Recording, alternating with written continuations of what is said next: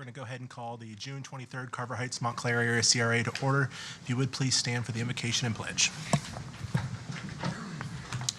Dear Heavenly Father, we come to you this evening. We ask that you give us wisdom to make the best decisions for the city of Leesburg. In your precious name, amen. I pledge allegiance to the flag of the United States of America and to the republic for which it stands, one nation, under God, indivisible, with liberty and justice for all.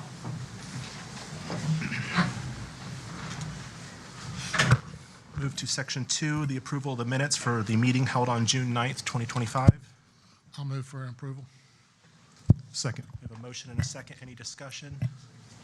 Seeing none, roll call. Commissioner Peterson? Yes. Commissioner Berry? Yes. Commissioner Connor? Yes. Commissioner Bury? Yes. Chairperson Reisman? Yes.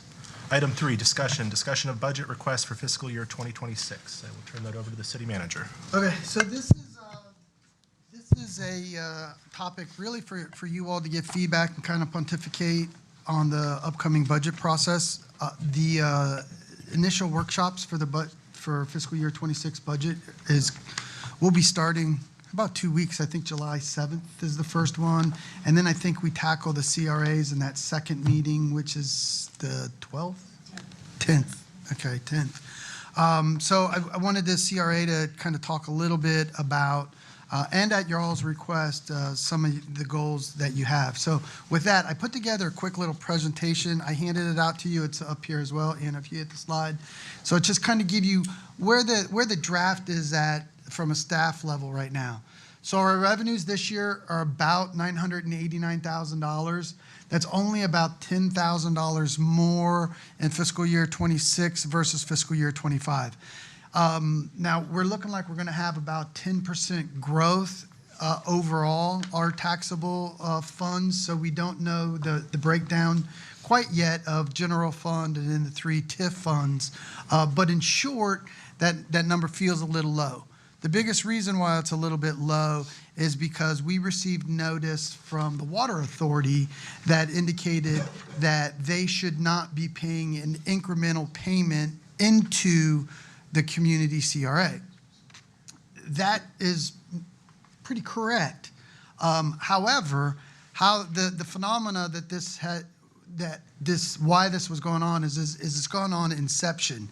And as a water district, the county has been in control of setting that levy and collecting that levy, and then it's distributed to the water management district. And the county included their millage rate as part of what's payable to the TIF fund. In short, I think that was a generous interpretation by the county in our favor, and really to make matters right moving forward. I think the concept in general, although nothing formal has taken place, is moving forward. Do not include those special districts. The TIF fund should really only be comprised of the city's increment and the county's general fund increment. And so that's why you don't see a big jump in revenue. So with that, just a boilerplate as far as your expenses. So we have a personnel, and you've got the details of this broken down in front of you. And again, you'll get this ad nauseum as we get through the workshops, but about $88,000 in personnel. General operations, a bunch of different things in there, about $58,000. The resource center operations, about $66,500.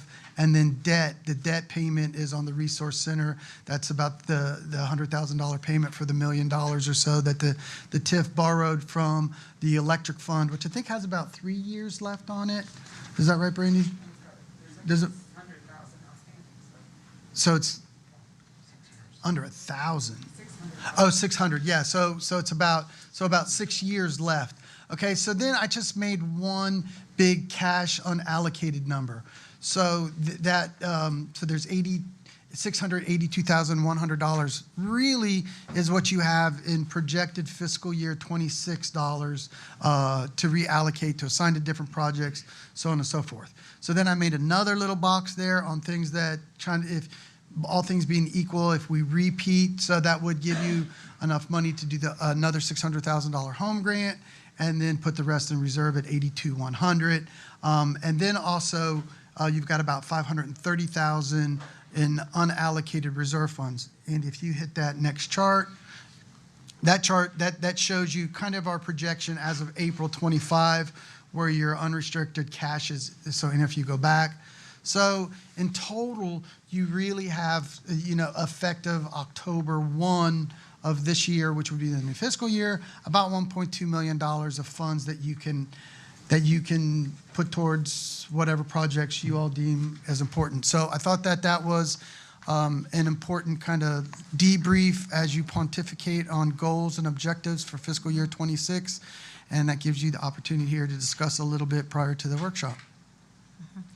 I have a question, please. Can you go back to the explanation of the calculation from the county of the water district revenues? How many years have they been including it? Since inception? That's what I was asking. Since inception? And someone realized now that it's Yes. in advance, effective for this year. I'm correct? Fiscal year 26. Okay. I want to just make sure. Question for you, Al. With regard to the reserve balance, Yes. previous years, historically, do we like to keep $500,000? Is that kind of a number that?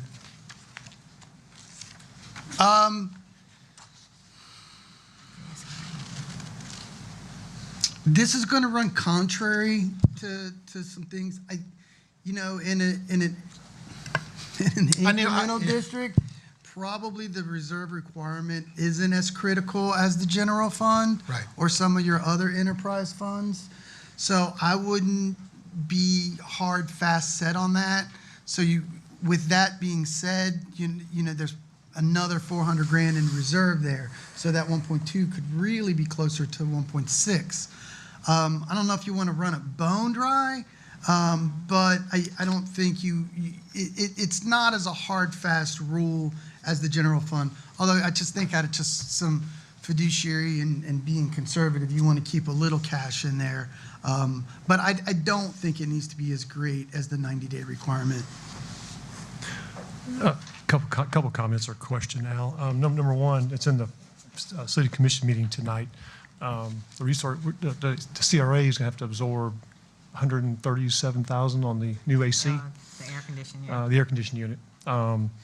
And I hope I'm wrong, but I'm going to bet there will be cost overruns on Susan Street.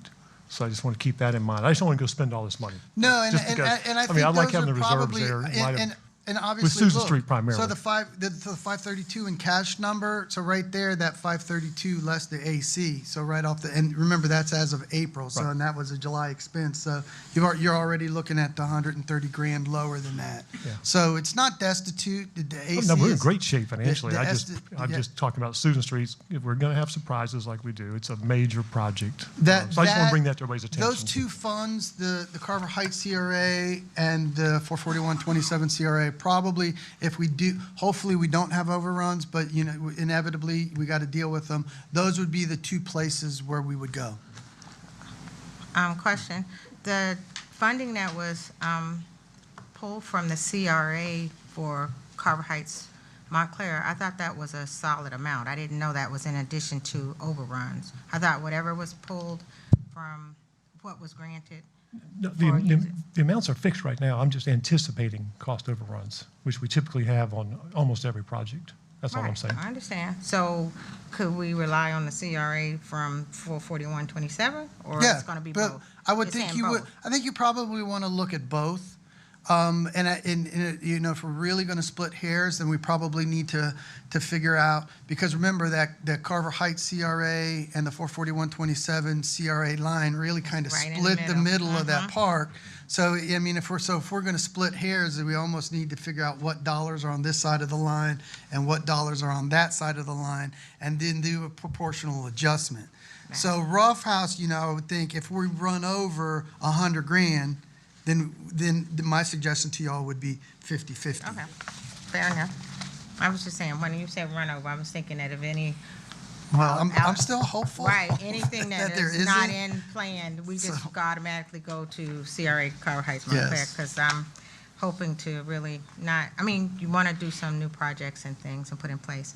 And as far as the CRA, I mean, I know we'll discuss that in that budget for 27,441. What kind of estimate is given from the, I mean, what dollars from the TIF comes back to that each year? Do you, can you know? The 27,441. 441, it hangs out around 3 million.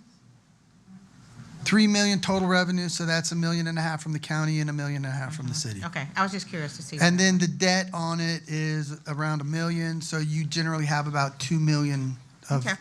and I think we've spent that one down a little bit. I don't have that number off the top of my head because we've allocated a lot of that TIF towards the Susan Street project. Go ahead. No, you go. I was just going to point out also, I mean, I don't think the risk is as great as it was a month ago, but, you know, the CRAs were being talked about in Tallahassee with the risk threat of them going away in 1, 2, 3 years. We also, I don't want to forget about the debt service we have here. So, my whole angle here is I don't want people to see these reserves and just go on a spend. Yeah, and I think on that note, it's probably important to talk a little bit about that, and I think I can be super brief on that. So when that CRA policy came out in the legislature this past session, the initial bills were to eliminate CRAs, period, carte blanche. And the only thing that was the saver in that was if you had existing debt, your TIF increment could still be paid and cover existing debt. But it was no new CRAs, no new projects. And so remember, anything you do in the CRA, I think by definition is going to be a project. So home grant is a project. So the payment to the CDC would be considered a project. The money going to Susan Street is a project. And so the wording of that initial legislation was no new projects, which basically meant no new spending other than debt. That then got modified to, and whenever the state legislature starts defining a specific category, it means they're picking on somebody. So then that modification, that legislation got modified so that there was a specific kind of area. So they were picking on somebody and said, okay, no more CRAs can be started, was kind of how that manifested its change. And then it didn't go forward again. Does it come back next year? Probably. In what form? Anybody's guess. So my advice to you is just to be mindful that legislation's out there. You're probably going to deal with it again next session. And yes, you probably don't want to spend everything. But most of that legislation was date certain. So start of a fiscal year moving forward. So what's in the hopper probably could stay in the hopper if they go back to something pretty draconian. But we'll see where it goes next year. And I realize the legislature could change the rules, but I just want to be sure I understood you clearly. What you're saying right now, what was talked about this past year, you're saying existing debt, would that phase out the county's obligation? Would it? Yes. It would phase out. We wouldn't just lose half and have to pay out of our. Yeah, we never got to interpretations of what that legislation meant. Okay, and I realize it could change. I don't want to get bogged down here. My interpretation of what it meant was if you have, let's say you have $1 million CRA, and of that $1 million that you're getting, total increment, $500,000 was debt.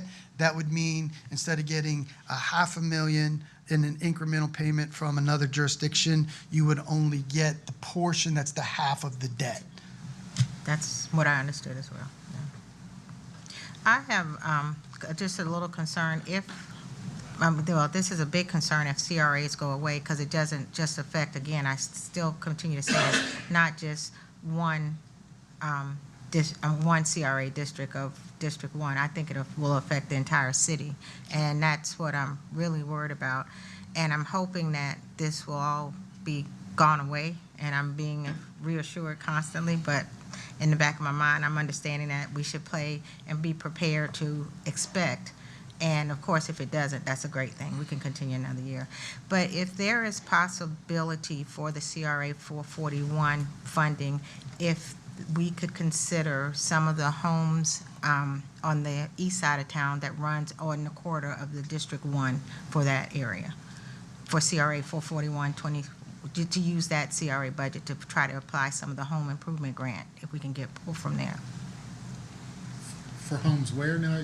Tell me. 441 and 27, using that CRA for the east side of town, because there's no funding on the east side of town for CRA.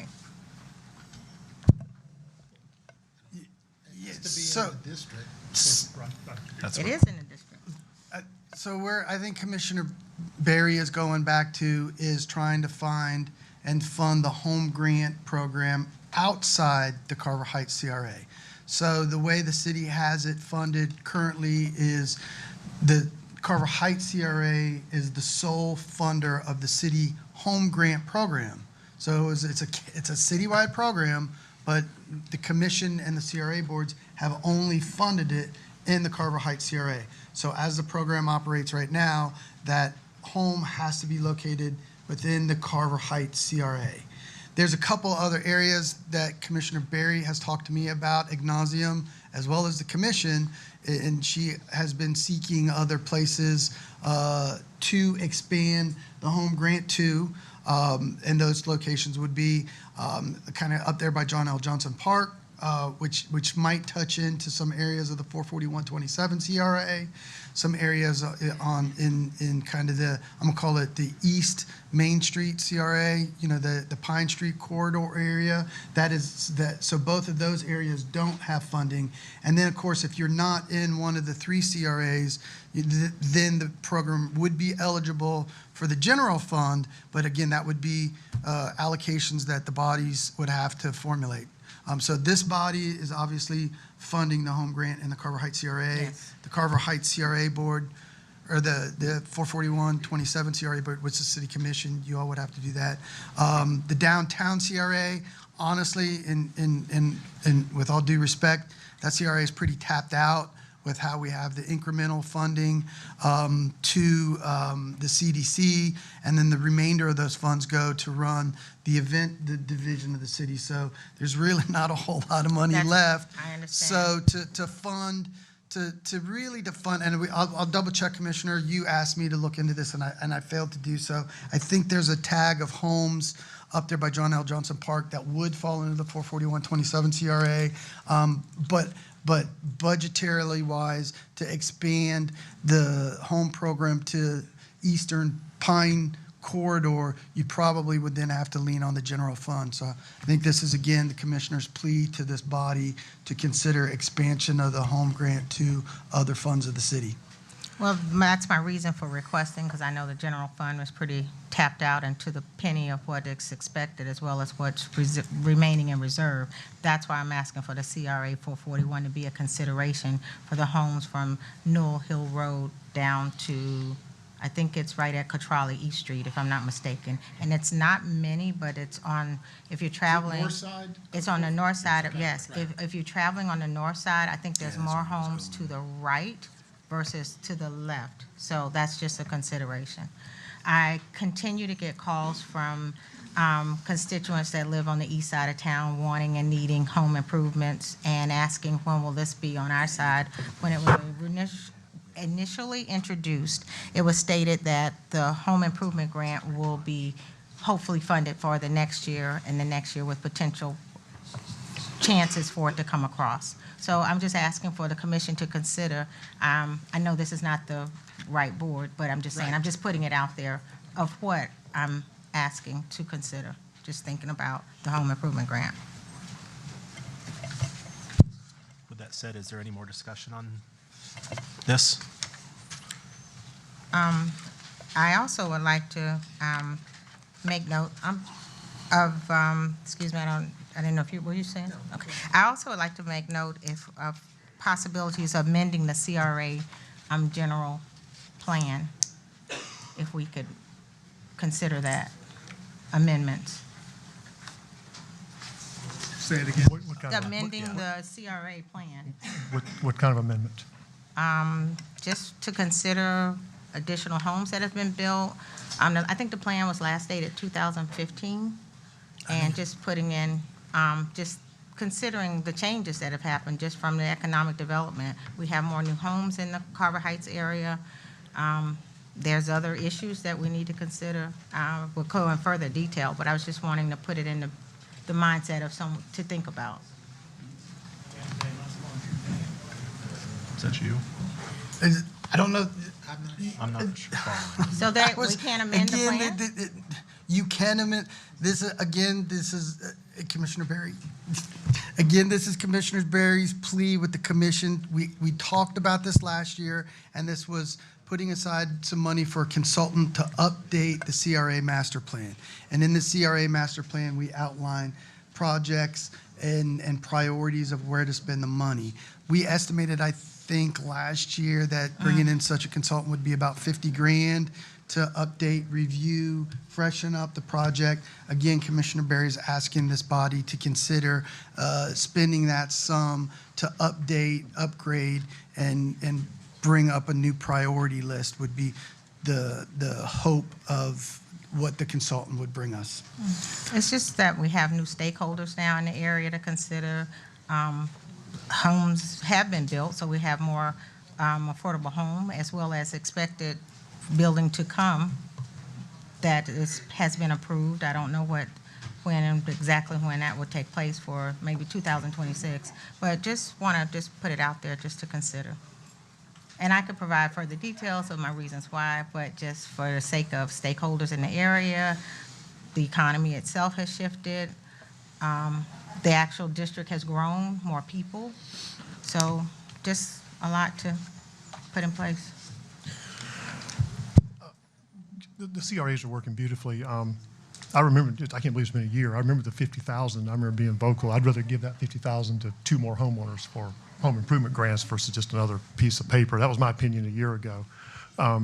We also, a year ago, we talked about the downtown CRA gives 50% of the revenue to the CDC. I don't want to go sideways on that, but you know, if you compare it to the Carver Heights CRA, about half is going to home improvement grants and half is operations, and to me, half is going downtown, but half is going to the CDC. So I suggested this last year. I can't tell them how to spend their money, but you know, I think there's some involvement there, you know, with the CDC on the homes. My last comment, if we're going to continue to talk about home improvement grants and we're going to even begin to talk about the general fund, this has got to be opened up to the entire city. It's not fair just to focus on, you know, 2 areas of the city when there are plenty of areas in the city that need beautification and home improvements if we're going to expand it. So that's my comments. Oh, that is my goal as well. I'm talking the entire city of Leesburg. Preferably now, CRA is where the cash is available, and that's where the home improvement is working. But I would love to see this go across the whole city of Leesburg. That is my goal. That was my goal from the beginning. Any other commissioner comments? Any public comments? Seeing none, we will move on to roll call.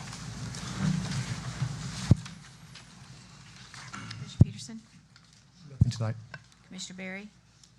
That pretty much was the gist of my plans, and I can definitely talk further later on when we get into the actual budget planning. Commissioner Connor? I'm going to leave with the commissioners just a pre-budget thing. I want you guys to look at certain things that I want to kind of have added into the new budget coming up. So I have it, and I'll just disperse it out to you guys. I think that would need to go to Al to Okay, disperse. Okay, I'll give Send it it to to me. him. Yeah, send it to Al, and then he can All right. disperse it. Okay. Commissioner Alderman? I have some things that I would like to send in, some ideas. I think we had talked about eventually doing like a project meeting so that we can just discuss things. Yeah, so I would recommend you get your ideas to the city manager, and then he can disseminate those to the whole board. Right. Okay. Yeah, just And like we talked about at the last meeting. just to bounce some things off. Yes, sir. Thank you. Commissioner Connell? Nothing. Commissioner Berry? Nothing tonight. Chairperson Reisman? Nothing tonight. I'll take a motion to adjourn. So moved. Meeting is adjourned. The next meeting will start at 5:30.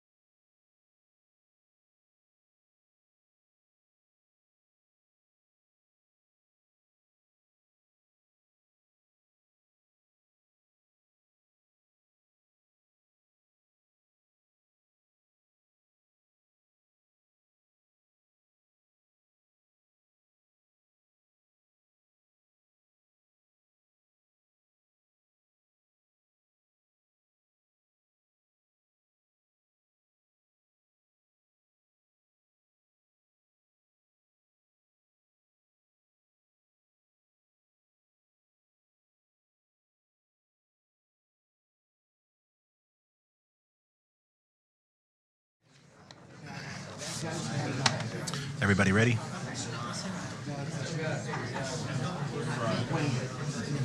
Jimmy, you guys ready? Ready? Yeah, you ready?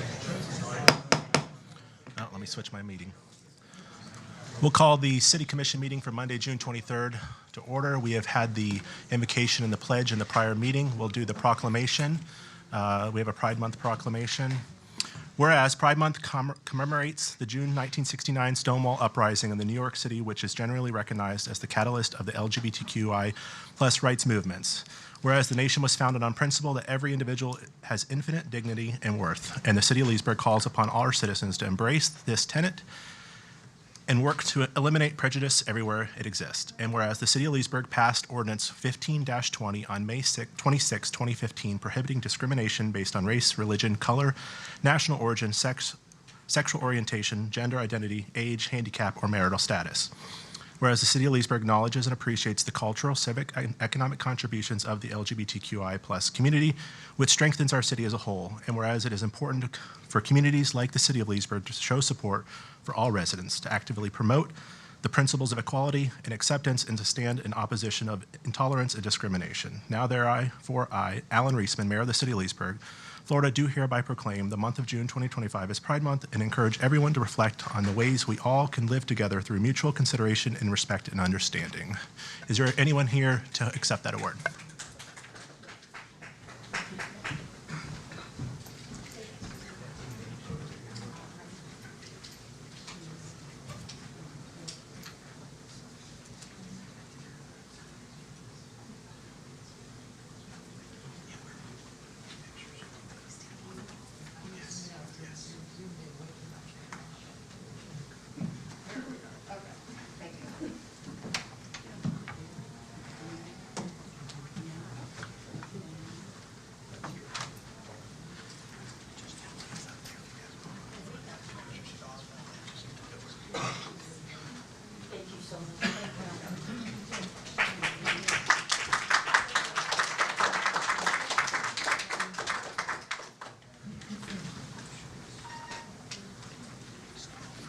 We have the presentation and recognition of Canine Officer Joe Heuser and Canine Nick.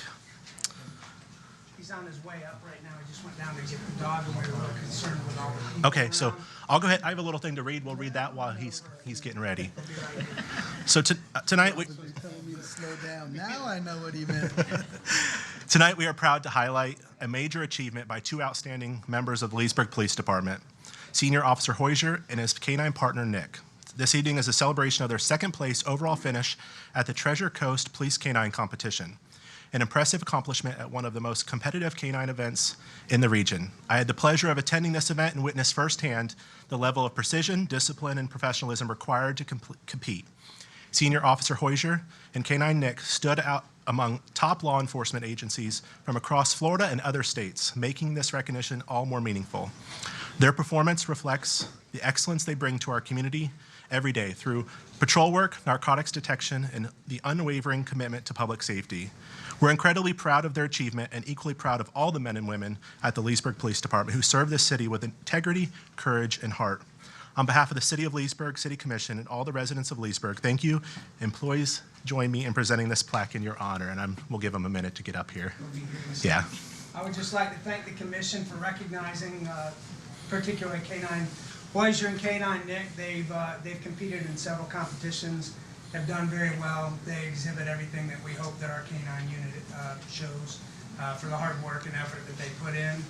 They're a force multiplier to any organization, and they do a lot of great work for our city. So thank you to the commission for your support of the police department, and in particular here tonight for the canine unit. Yes, sir. Nice, I hear them.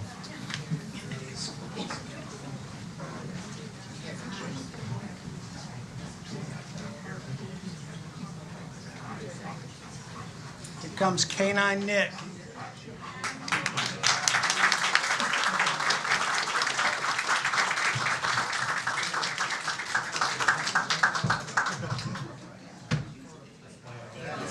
So on behalf of the City of Leesburg, I just want to present this plaque to you. We are so proud of your hard work and your dedication to the City of Leesburg Police Department.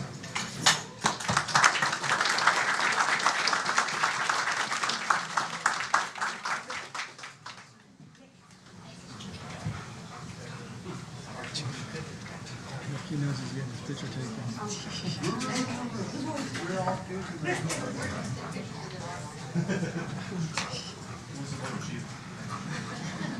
bigger than the chief. Thank you so much.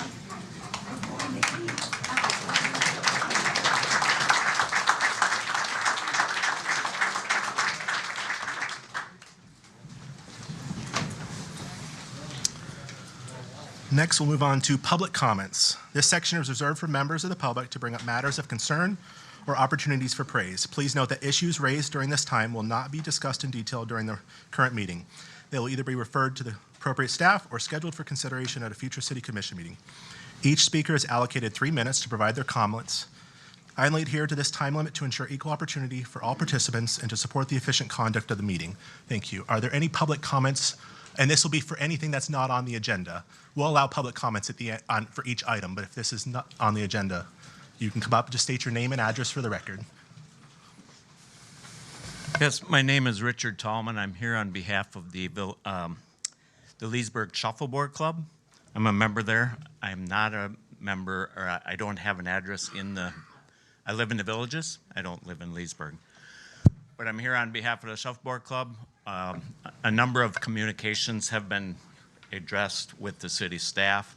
There's been some work there and done there, cleaning up the benches and that, and we appreciate that, and a little bit of the work that was done at the hurricane, through the hurricane, and that was taken care of. We appreciate that. What we need, though, is the courts resurfaced. There was quotes that were taken last year, and the prior year there was money in the budget, and then it didn't get done. Last year, after the quotes came in, didn't get done. If we have all the other work done and don't have courts that are sufficient to play on and host tournaments that are other players coming from across the state to play on, then it's kind of useless. But we need the courts resurfaced, otherwise they're going to get in worse shape. So I know that your workshop for the budget for next year is coming up, and we wanted to address this here. Could everyone here representing the Shuffleboard Club just raise their hands? Okay, we had a little bit of a light turnout today, but I'm glad we didn't have more. It's kind of crowded in here. We just wanted to bring it to your attention so that you can talk about this in your workshop. If you need any more information on it and what is needed, please contact our club president or our vice president, and we can get you all the information needed. But it is a city-owned facility, and it should be in the budget. I speak to you as a former city council member back in Minnesota. And I say former, you know, I'm not a city council member anymore. I did serve. And I'm just saying I know the process. And when you're going to start your budget workshop, we'd like you to have that in consideration for our shuffleboard courts. Appreciate it. Thank you. Thank you, sir. Any other public comments? Yes, ma'am. If you guys just would create a line, that way we can go right. This is the same one. If you're speaking for public comments, if you could start a line up there, that'd be great. Thank you. Okay. My name's Carolyn Colucci. I'm a resident in the Plantations development. As everybody should know, we have a new development going in next to us at our west gate. It's called Manor Oak.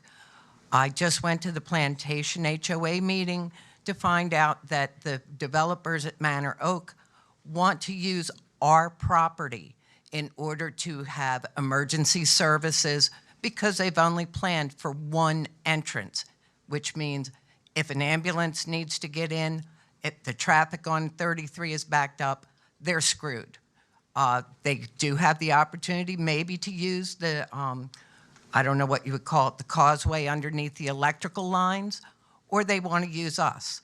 And that's not fair. If you keep building, the developers need to have the wherewithal to figure how emergency personnel can get there, if there's an evacuation plan, how people are going to get out of their facilities. If you know the area, there was flooding after the hurricane, there were trees down. Anyone in that new community and any other community that's projected that's going in, if they don't have the resources thought out, those people are going to get hurt. The communities around them are being imposed upon to thing that is impacting our safety, our resources, it's not right. Somebody needs to put a little bit of a thought process into it. If an emergency crew has to get into this new development, they have one way in. If 33 is backed up with all the dump trucks, person might not make it. And that's poor planning on the developer's part as well as the city. And anyone that would leave here to go to the plantation right now, you're going to take a 10-minute or a 10-mile process into a 30 to 40-minute traffic mess because of all the traffic this is generating without expanding roads, without expanding resources. So as a concerned citizen of the plantations, I'm also a concerned citizen of Leesburg.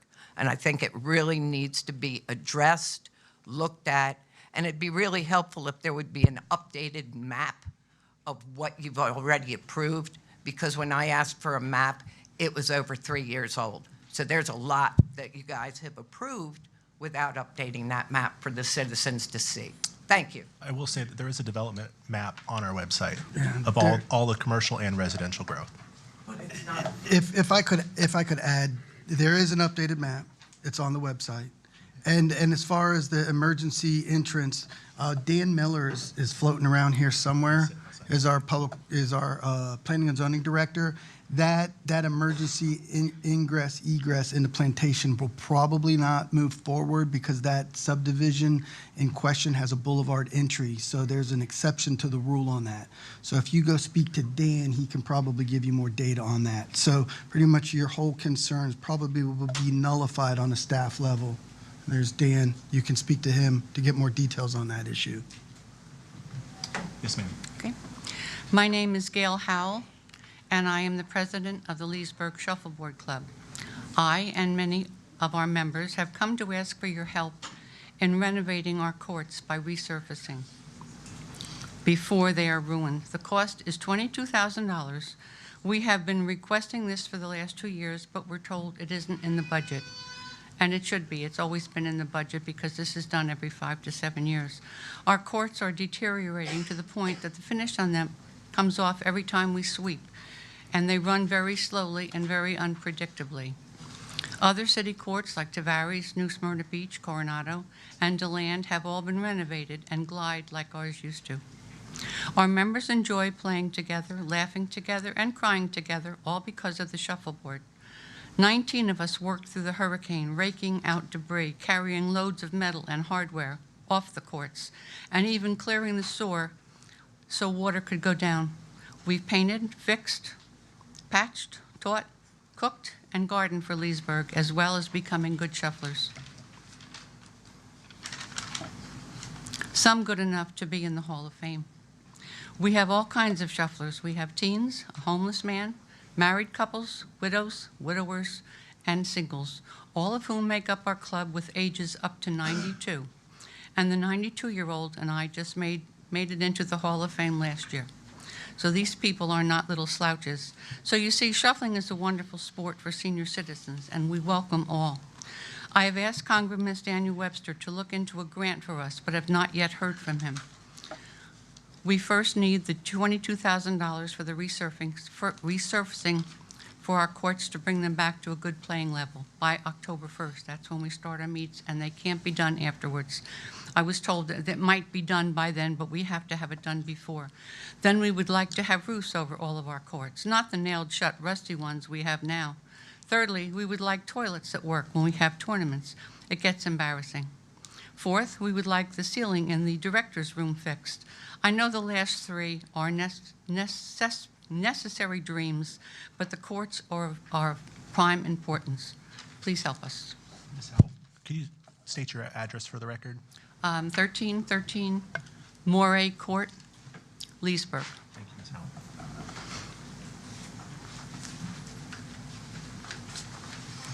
Hi, my name is Carol Helfer, and I am the secretary of the Leesburg Shuffleboard Club, and I've had that position since 2016. I live in the Villages, but in 2006, Leesburg offered to let the Villages have their senior games there, and I learned about your facility. It's amazing. I don't want to speak negative about the villages, but their courts are terrible. I have learned from them. I'm a pro shuffler, and I became a Hall of Famer because of the help that I got from the people in the Leesburg Club. We would like to expand our club to the city. We meet in the mornings, but we could do the evenings so people in the community could take a chance to be in and learn shuffleboard. Shuffleboard is a healthy sport. It's a mind sport. We have young people, we have old people, but we need to have your help to get this out in the community. We're willing to come in the evening to get our club to grow and let the community use it. I'd like to tell you real quickly how shuffleboard started in Leesburg. It was 100 years ago. They had it was a community event, and they had shuffleboarding. And then in 1950, the WPA made the Venetian Gardens, and they put 16 courts over in the Venetian Gardens, but it was real swampy and the courts deteriorated. So in 1971, our facility was made with the director's house, with our clubhouse, and 24 courts. Okay, it's 44 years old. Things get old, things need to be replaced. And Gail said some of the things that I'm not going to repeat that. But you've kept up with giving us new courts when we needed it. You've kept up with keeping the things in order. We just are asking for you to consider redoing our courts so we can continue playing and helping us find a way to get more people involved in the city. We are willing to work with you on that matter. I know you have a website for us, but not many people that work can come in the morning. So we'd like to expand our club, and we'd like to have your help to make it a better place. And I appreciate all you did to give us a club. Thank you. Ms. Helper, would you state your address for the record? Yes, it's 1841 Harding Path, The Villages, 32162. Thank you. But I come down here all the time. Thank you, Ms. Helper.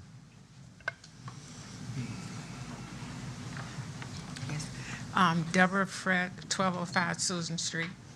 On an agenda about a couple of months ago, it was something on there that they were going to put sidewalks on Susan Street. Just curious, you know, is it both sides? Because I just can't imagine that. But my most concern is we really don't need sidewalks. We need speed bumps because it's like a little curve, and I don't know if they be distracted, but they have knocked my mailbox down 3 or 4 times. And just this weekend, there was a 4-car accident because they just get distracted. So I'm asking that you consider, because we asked for speed bumps 4 or 5 years ago. We got an email saying wasn't in the budget, telling us how much they cost. But I would like you to consider speed bumps. And if I had to have a choice between the speed bumps and the sidewalk, we would rather have the speed bumps, especially with this new complex coming up pretty soon. Thank you. Yeah, sidewalks was a CDBG application. I'm not sure which sidewalks it were. The grant application is pending. But if you see Cliff, I just saw him walk around in the back. If you speak to him about your speed bumps, he'll take some information from you. Okay, Cliff. Cliff. Thank you. Susan Street will be cut off too.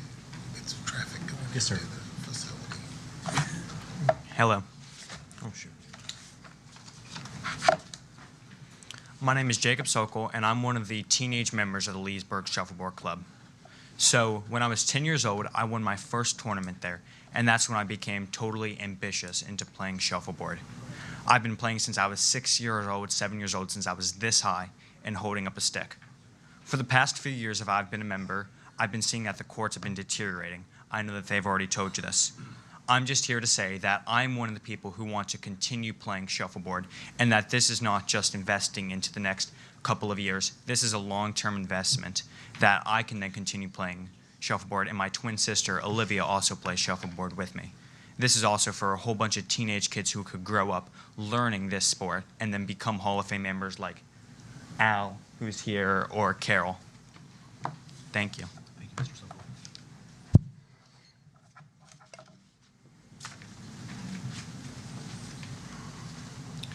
My name's Al Dronsfield.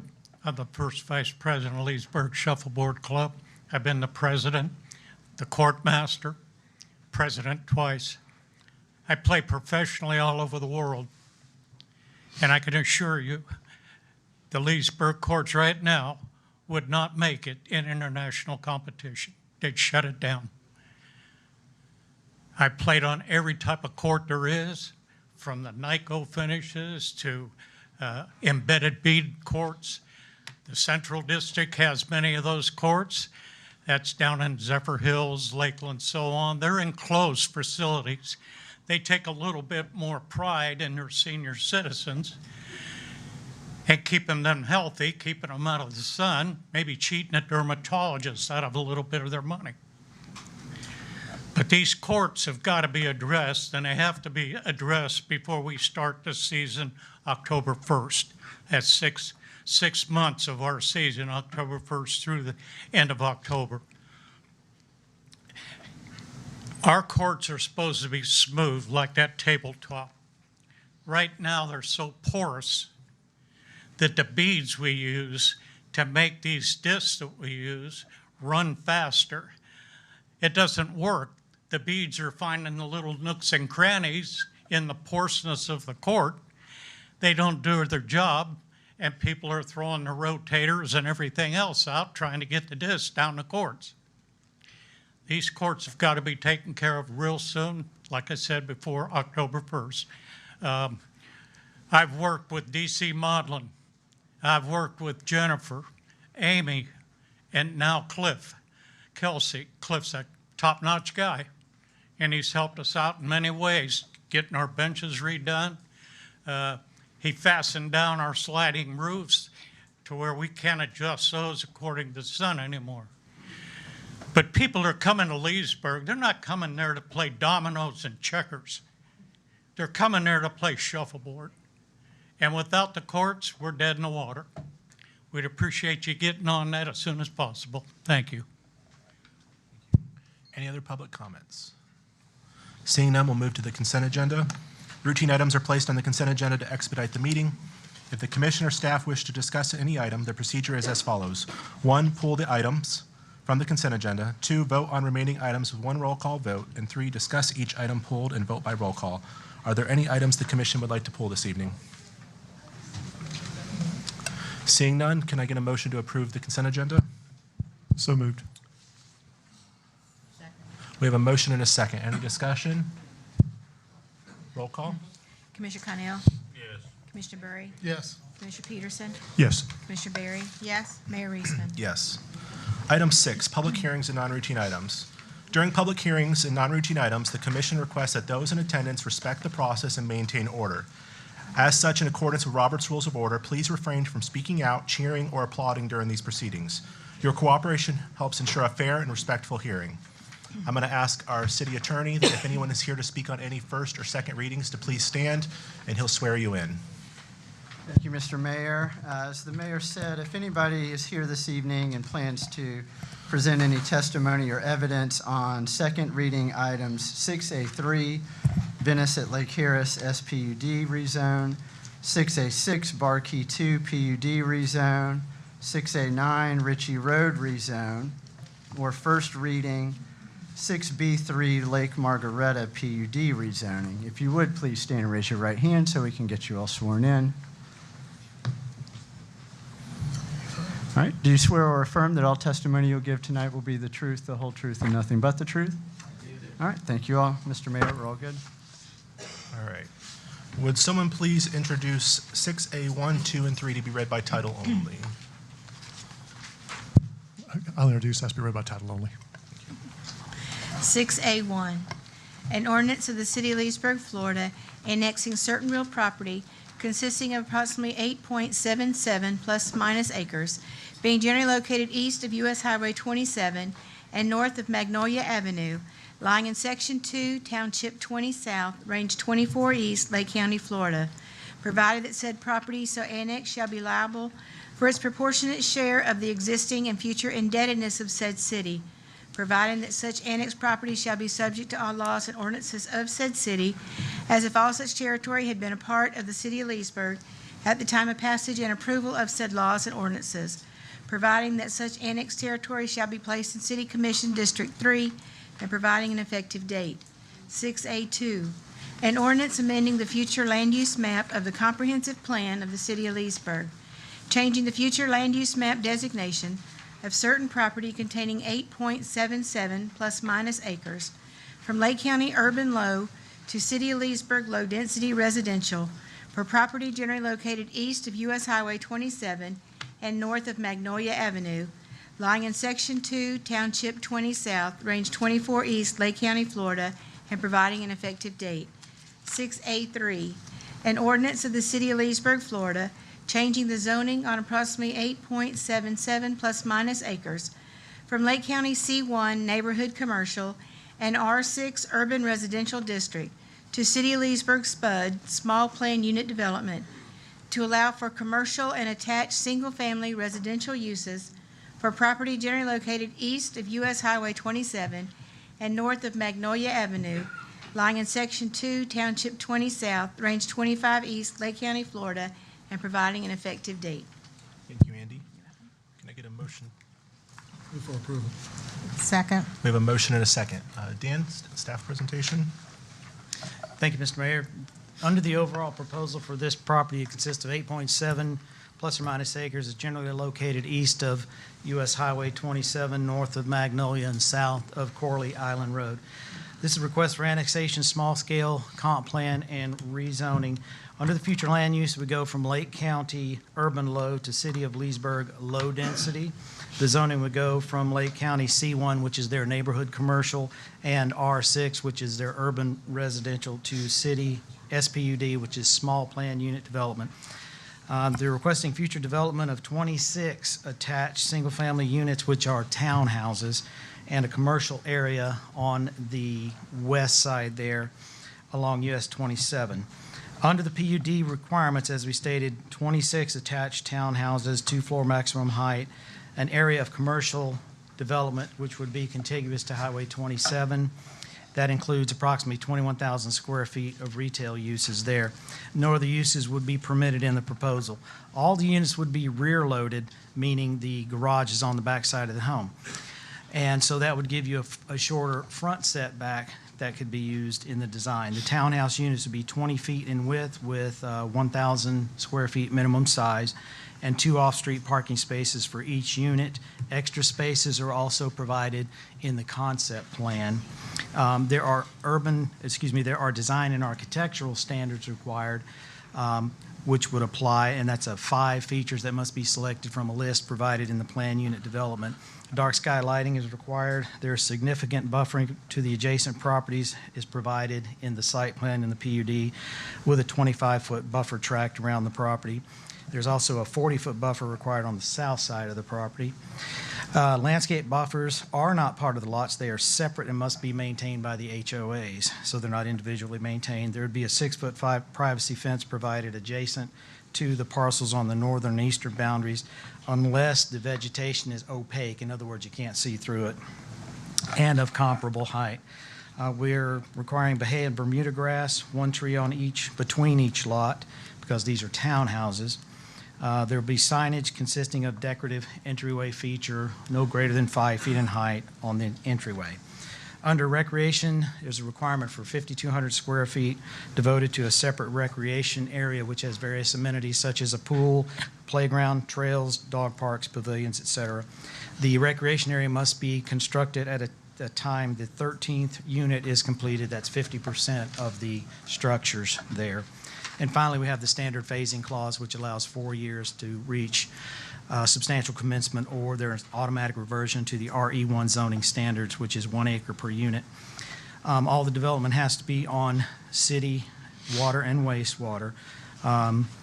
Lake County Public Works has given their comments, including drainage and flood study, stormwater management basin study, and traffic study, and requested that the applicant meet with Lake County Public Works.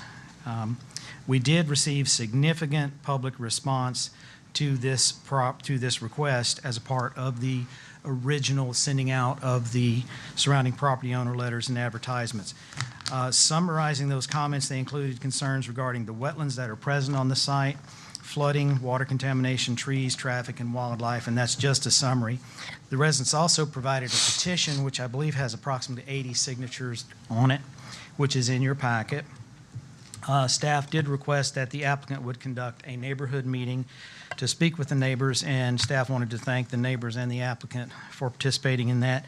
Both the applicant and the neighbors have presentations tonight, which I'm sure they would like to bring to you today, Mr. Mayor. And finally, Mr. Logan Upsall from the firm Lowndes Cantor in Orlando is here to answer any of the questions that you may have, sir.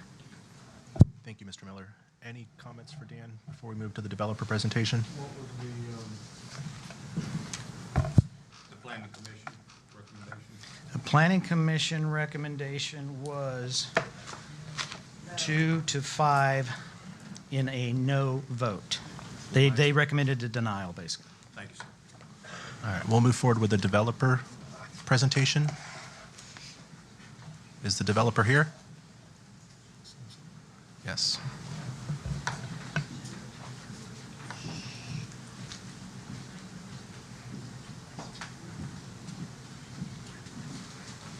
Had a hike today. Good evening, Logan Opsall, 215 North Yola Drive. Good to be with the commission. I'm going to grab the clicker. I see it here.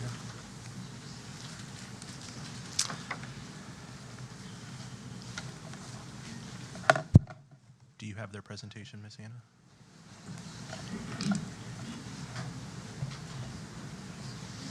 We do not have it. It's from the May 12th, no changes. We don't have that. Yeah. It should have been re-brought to us. Sorry? Hey, they don't have the presentation. I don't know. It should be, it's in the main. Should be brought over. Here comes Mike. Sorry.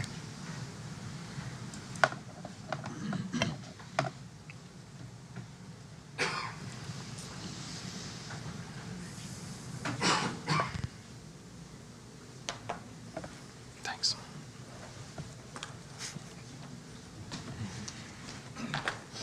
That should work. May 12th.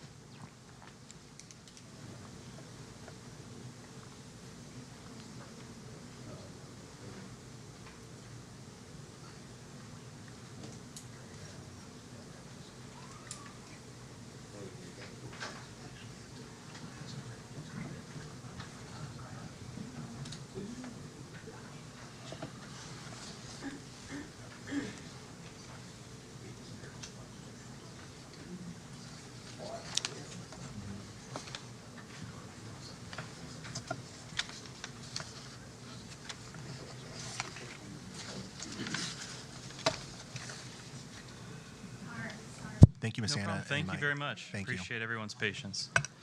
So I'll be brief because Dan went through this. We are here tonight on second reading, so I want to touch on some of the specific details, particularly what we heard from our neighborhood meeting and some of the changes we've made in light of those.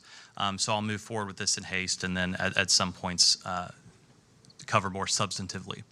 But here's the subject property. It is an assemblage, and what Dan noted to you previously was there is some split zoning, although there is a consistent future land use there in Lake County. Here's a look at the future land use map. We are urban low density, consistent with the area around us. There's urban medium across the street, and you have some denser development there to the south. Current Lake County zoning designation is C1 and R6, again, consistent with what's around in the area. I want to pause here just a second because what's unique about this project is we're here with you tonight and virtually identical entitlements standpoint from unincorporated Lake County to the city. Of course, we're here because the interlocal service boundary agreement designates this property as being annexed into the city for the provision of utilities.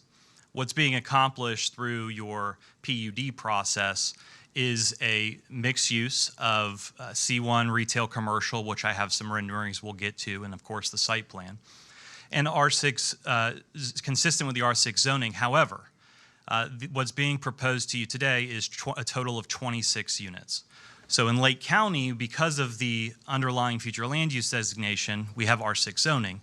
but because of the underlying future land use designation, we're capped at 4 units an acre. What's being proposed to you today equates to 2.96 units an acre with a commercial component, again, consistent with what you see today. So this is the previous concept plan. This is not what's before you tonight for approval. This was what was proposed at the neighborhood meeting and working with staff. It shows the townhomes, which had, this equates to 46 units and a smaller retail component. In our discussions with your city staff and what we've heard from the neighborhood meeting is a reduction in the unit counts would be appreciated. Other topics we'll cover as well. What we've heard somewhat consistently at the neighborhood meeting, at first reading, and from staff is that the retail's out there. We understand that Highway 27 has significant commercial, and that there's not a large issue with the commercial. It's the retail component. This is another look at the previous plan. And so what we did is provide for approximately 40% reduction in units to allow for 26 townhomes. What you see here is an improvement of the open water, which connects to Lake Harris. You also have a significant retention pond on the northern portion of the property to accommodate any flooding, any runoff, and all the stormwater as required by your city code. What you'll also note is it allows the retention of a whole lot of natural vegetation and buffering, particularly on the east side with the recreation. You can see a tree preservation area. It's pretty heavily wooded at that portion of the property. And so Dan mentioned in his initial presentation that we can maintain that vegetation or provide fencing. What we've heard consistently is as much of the vegetation we can preserve, the better, to allow for that buffering. So significant buffering, and of course a whole lot of capacity for storm water and again that open water which US 27 drains to. If you'll indulge me very briefly, I want to call up here Mitch Collins, our project engineer. He's going to spend just a minute talking about the retention pond, this open water area, and specifically some of the concerns we heard about flooding and runoff. So, Mitch. Hello, Mayor, Commissioners. My name's Mitch Collins, 801 East South Street, Orlando. I'm the project engineer. I just wanted to give you a broad overview of some of the permitting requirements that if we're fortunate enough to move forward after tonight, we'd need to work through in order to get under construction. This project's a bit unusual in the amount of permitting, site-related permitting that would be required. We would have, looking specifically at stormwater, we would have 2 local agencies, 2 state agencies, and 1 federal agency that would be reviewing the project. And again, that's just regarding stormwater. City staff would review to make sure that our pond is sized large enough and that we're not affecting any existing drainage patterns for neighboring properties. Lake County Public Works, both because of our driveway on Magnolia and our stormwater work and any modifications to this canal, they would also be reviewing the project. I believe they're already aware of the work. We have a requirement to have a St. Johns River Water Management District permit. They're going to be reviewing the project as far as stormwater, drainage, as well as any wetland impacts. We have a Department of Transportation permit that we need to get as far as any impacts to the canal. We normally need a permit for any ponds that drain to the department. In this case, we actually have the department draining to us on its way to Lake Harris. So we've had meetings with them, and that will be a very complicated and detailed review.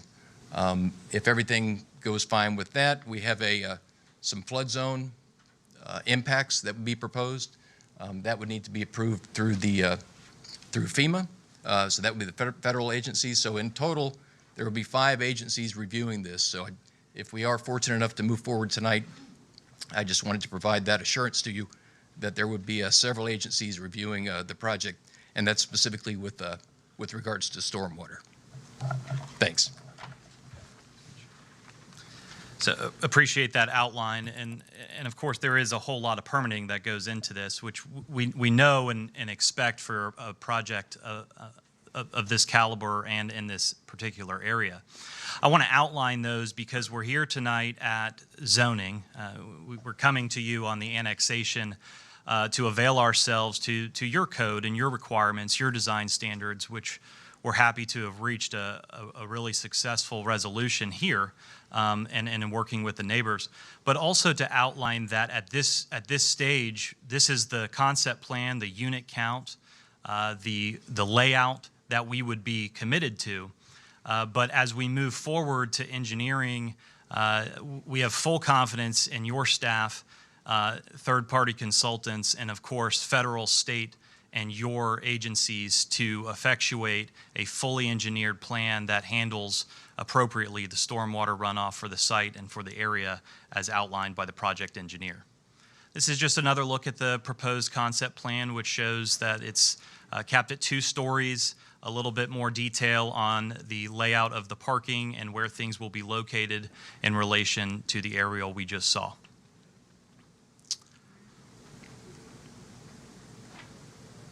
Just some future land use and zoning maps for your reference.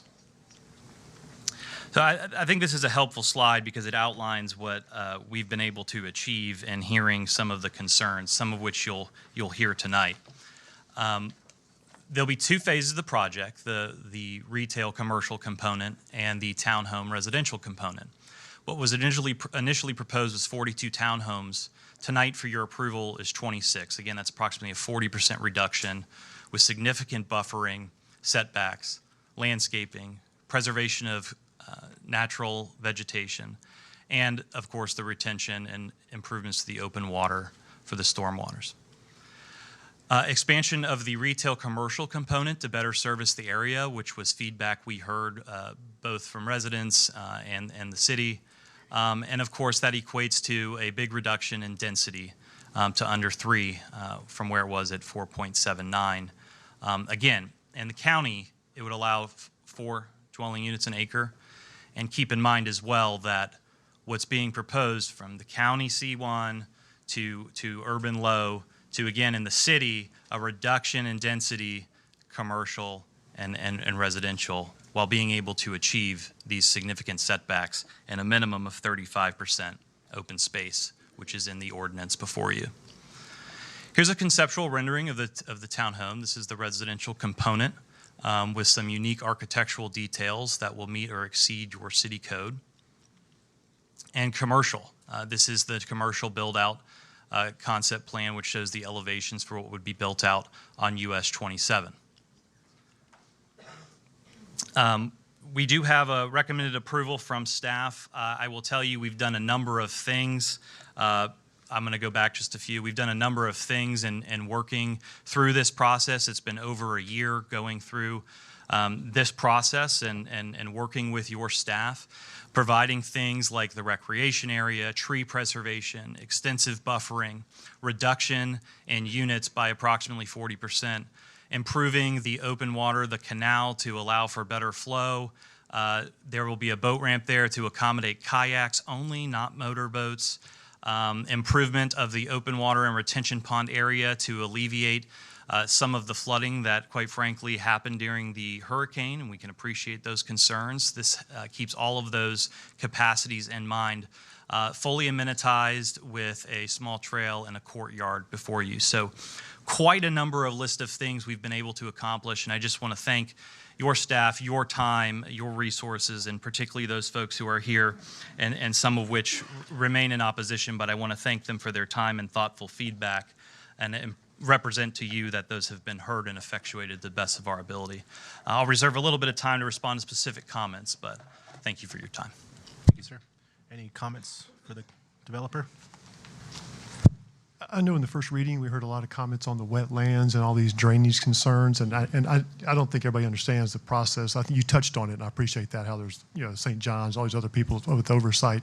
But I guess if you maybe, we're going to hear the opposite from them. I guess if there's any more you could add to that, maybe you want to include in your wrap-up. I just know that's been a big topic, and I do understand it, that projects have to be self-contained and so forth. I mean, it is a low-lying area. Sure. I have concerns, but I guess that's not really my role. I mean, I'm not here to manage the wetlands. that's other agencies. But if there's anything to add to that, maybe do it in your wrap-up, maybe now. But I heard so much comments on that in the meeting and outside the meeting. Yes, sir. And I'll be very brief because I know we want to get to public comment. Yes, that's a good note. There's open water. So we understand the topography is rather low in relation. The open water will remain. There are some impacts to a wetland area around the water. Most open water has wetlands surrounding them. Mitch, maybe you can briefly talk to the fact that we have to self-contain the drainage very briefly before we move into public comment, what that requirements are. Sure. Of the 5 agencies that review this, when FEMA reviews it, they'll be looking just at the flood zone issues. Basically, the city review, the county review, DOT, and especially St. John's, the 2 main items they look for is, are you retaining the stormwater you need to retain before you outfall to someone else? And the second item would be that you're not affecting any existing drainage patterns of any neighbors. So both of those items are going to be looked at by 4 different agencies, primarily St. John's and Lake County. But those are the 2 main things that we'll have to adhere to, and that will be reviewed by several groups. So will be looked at by, like I said, 2 local agencies, 2 state agencies, and then also FEMA. But all of them will be looking, or 4 of them will be looking specifically at, are we providing enough stormwater management facilities on site? And number 2, are we make sure that we're not affecting any existing drainage patterns for any upstream or downstream neighboring properties? Thank you, sir. Thank you, Commissioner Peterson. We're happy to cover thank any you. specifics as well. Thanks. All right, any other comments before we open up for public comment? We're going to open it up for public comment now, if you would. This is for people who were sworn in. If you would come up to the microphone and create a line, and everyone will have 3 minutes, and don't forget to state your name and address for the record. Good evening, everybody. Thank you for your time. My name is Michelle Norvay. I live at 4243 Corley Island. I was here for the meeting before last, and I wasn't able to speak last meeting, so I know you've heard a lot of what I want to say also. But what I want to reiterate is the way that the neighborhoods are designed, we're elevated, and everything runs down into this wetlands. It works 99% of the time, except when we get overrun by a hurricane. If you look at the original slide of this proposed area, it's heavily, heavily wooded with mature, beautiful trees that drink all that water and keep that area level, if you will. When those trees are removed and concrete and asphalt and recreation areas are put in, there's going to be no balance. It's going to be a concrete playground. Those wetlands are alive, too. There's so many animals in this whole area. Gopher tortoise, eagles, turtles, frog, it's its own environment. And our neighborhoods are used for owls. If this development goes in and those lights are put in, then we lose our owls too. So please take that into consideration. I appreciate your time. Any other public comments on these items? Yes, sir. Did you get sworn in, sir? You did? You did not? So we'll do it one more time. If you're here to speak on any of the items, you do have to stand up and get sworn in. Okay, yes. Thank you all. Anybody else that was not sworn in previously, if you would stand up and raise your right hand so we can get you sworn in. All right. Do you swear or affirm that all testimony that you'll give tonight will be the truth, the whole truth, and nothing but the truth? Okay, thank you. Thank you. Yes, sir. You can come up. I'm Lauren Liston at 29213 South Corley Island Road. My house will be on the very back side of their recreation area. I've lived out there my entire life, which has been 75 years so far.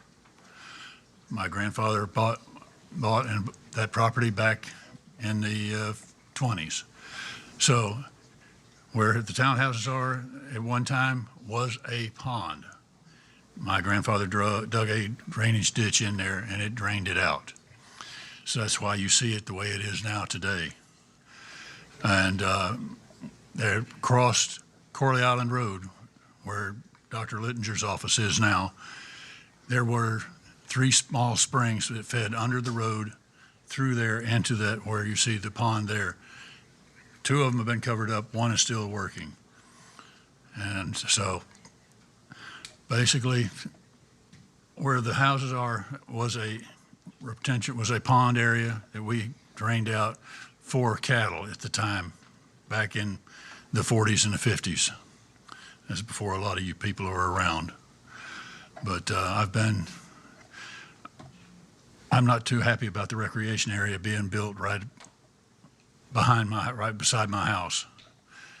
But that gives you a little more idea of where that was. That was all a pond at one time, not a retention pond, but a pond that was a natural pond.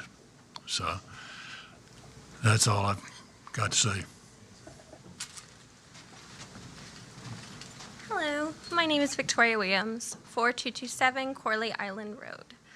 I have lived there now 16 years with my husband, Jack Jr. My father and mother-in-law could not be here. They're Jack and Deanne Williams. They are dealing with some things right now, but they have asked me to speak and to ask, please do not allow this to go through. I understand there's growth. I understand people want it, but right here, this is not it. There is a lot of wetlands back there, and once you take out all of that, it is, like Mr. Liston said, it is literally going to be like a sinkhole city back there.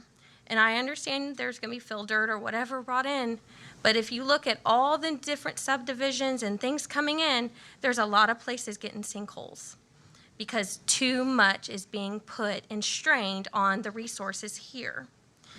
I know a lot of people spoke about water runoff, storm runoff, and I can attest to it because several hurricanes were up to our knees, if not more. And my husband and I live on a higher elevated part, but the house that my in-laws live in, it's up to their door almost. We do not want this. I know they do not want this. Our whole family does not want this. And the nature that's also behind there and the canal it's going to be devastated. And we really would appreciate if you would vote no for this. Thank you.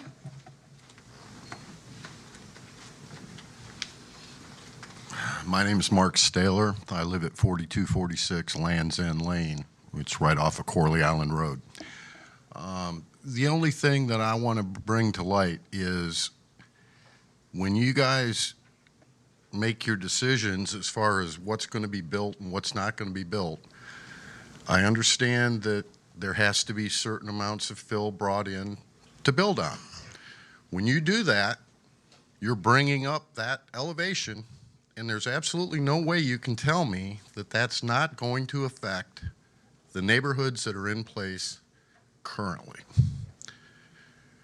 Number 2, if they go to build this, how are they going to get their materials in there? Are they going to build that bridge right away when they're not going to build the rest of the recreation facilities right away? How are they going to get all that material in there?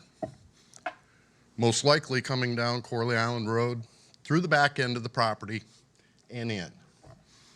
Right through our neighborhood. That's 3 years worth of aggravation.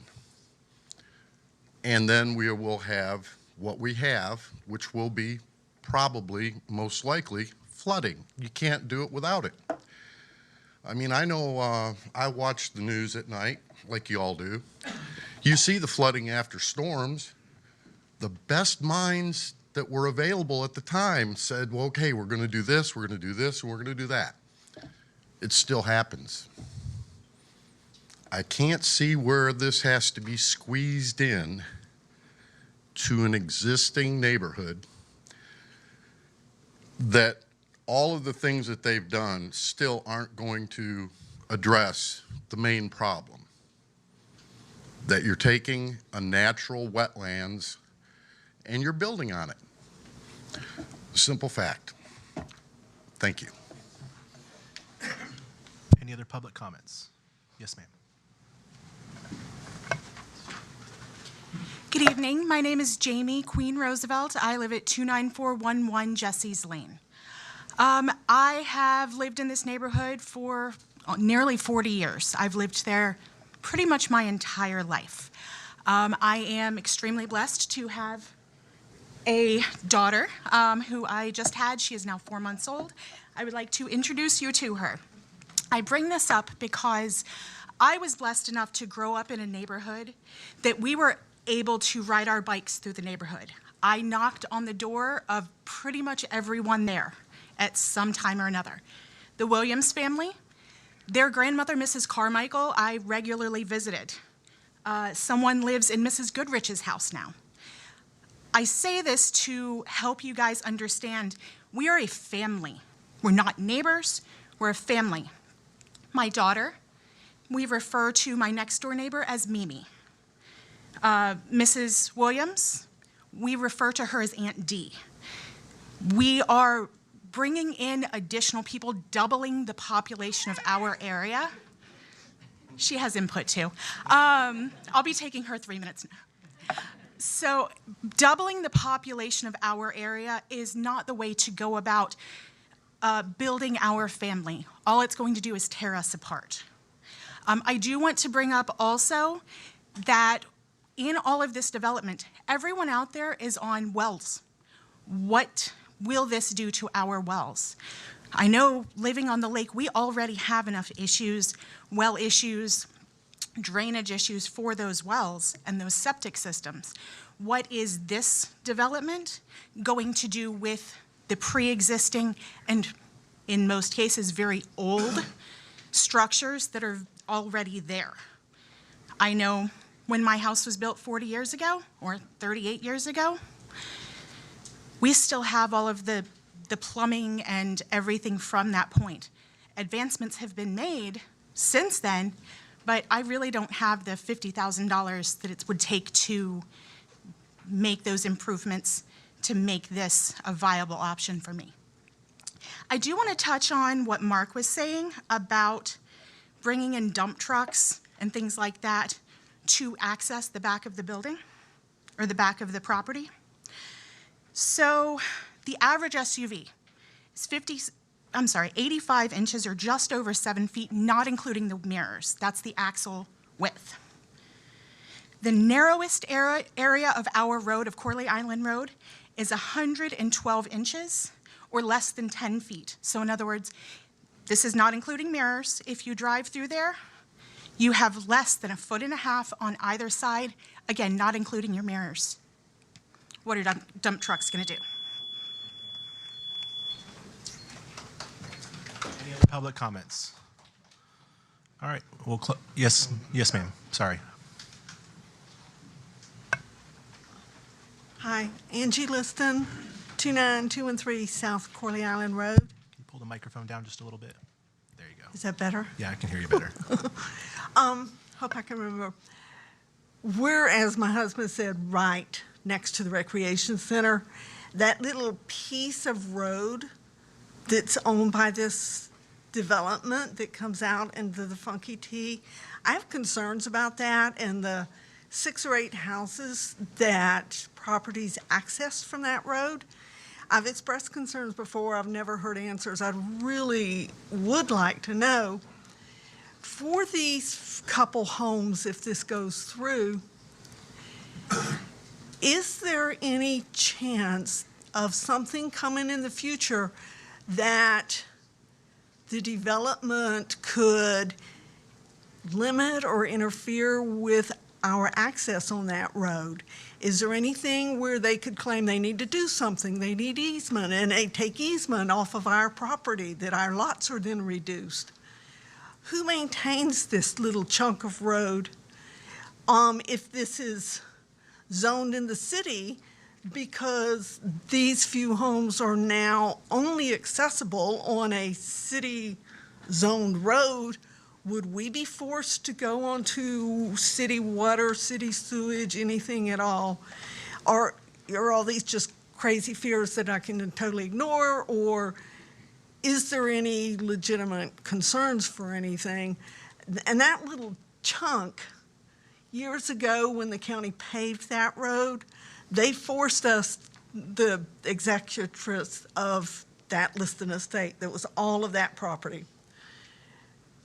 She had to sign that over to the county. That should have been under county rule. I don't know how that ever ended up in the development, but it is what it is. So what happens now? What are future negative impacts, if any? So thank you. If anybody's got answers, I'd love to know them. Any other public comments? Yes, ma'am. I can't stand up, but I just want to say there are no curves at any,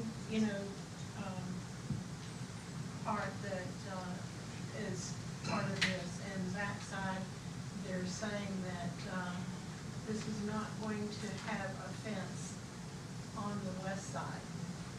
And we own the property that backs up to this area that they're talking about parking cars for overflow, and we're right next to it.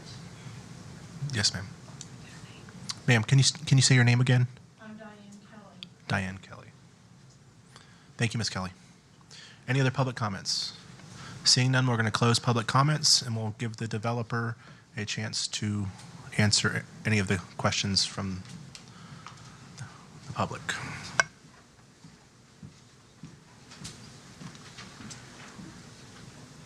Thank you all again for your time. I would take a note, so I want to address all of them. I'll kind of go in reverse order so it's fresh on everyone's mind.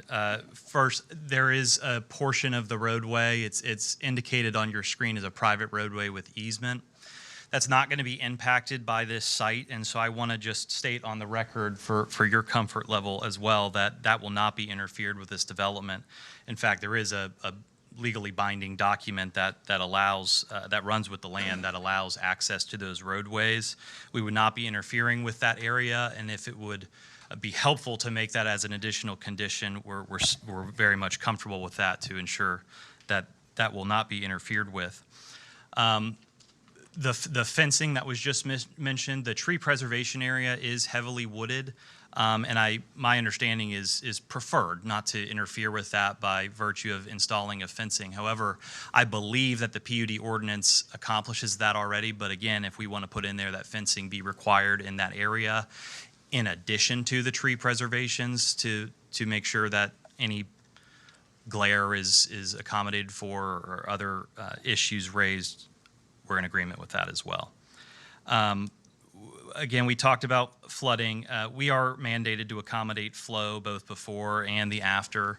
We've addressed the topo, and actually the history lesson was really enlightening that this was previously drained, but I want to be clear that there is a significant portion of this property that is upland. That is where the residential's going. I noted at my case in chief that there are some wetland areas around the open water. All of those will have to be fully permitted, go through all the proper jurisdictions and permitting agencies. That open water area will remain, will be improved, allow for the flow of water into that drainage basin, into that open water, which the surrounding area would benefit from, particularly in instances like a hurricane, to allow that flow fully engineered in the after condition, which again, we're legally required to do. Phasing, access around Corley Island Road, I can completely appreciate that. Infrastructure will begin on a horizontal basis, so it will accommodate the access roads first. If we need to come up with, again, a condition that relates to access, we're comfortable with that. We do not want to disrupt this neighborhood, particularly folks that have lived there for decades. And I will say thank you again to this group. Their feedback continues to be positive, substantive, and things that we can address. So I thank you. I've actually enjoyed getting to know them, and please give my best to your mom and dad. I've really enjoyed getting to know your mom and dad, Mr. and Mrs. Williams, as well, too. Now, in conclusion, I will wrap up this time with where I started. This is a unique project. What's being proposed to you, why we're here, why I'm at this podium in the first place, is by virtue of the interlocal agreement that was negotiated and executed by the city and the county to allow for the provision of utilities here. The silver lining in all that is we avail ourselves now to your performance standards, your design criteria, your requirements, and the conditions that are in the PUD and the ones just offered to make sure we're providing the best project we can. This is not a whole lot of concrete. That's a whole lot of preservation of tree areas and open water and a retention pond. why I keep saying this is unique is because this isn't agricultural land. This is not, we're not creating entitlements out of nowhere. This is zoned commercial, and it's zoned R6 in the county. What we're providing you is the same development program, but with far less density, and again, to your city's standards and requirements.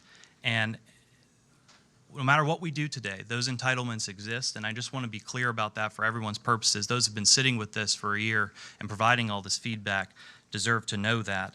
And I appreciate their feedback and how we've been able to address it with your staff, which is ultimately recommending approval. And thank you for your time. What is the width of the road to get back there? The proposed, Of the asphalt? the proposed asphalt road is, I believe, 35 feet. Is that correct, Dan? It's in the PUD. I'll pull it up. What are we talking about? This would be the road This, on the you're talking about the development. boulevard entryway, Commissioner. I'm talking about to get back to your subdivision. This one right here on the north, Mr. Conrad? That doesn't exist. Okay, we're going to. The proposed width, I believe. The public. Yeah. That would be a new road, and it would have to be built to city standards. City standards, so it looks like 30 feet when it's back, and it's 50 feet of right-of-way at the mouth, 40 feet wide.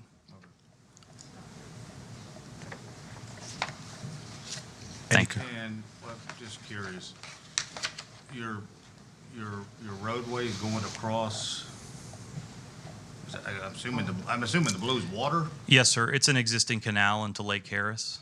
It's open water. So so you building a bridge, or how are you getting across? There will be a bridge over that open water. Okay, and the bridge will be the same width as The bridge will be 30 feet.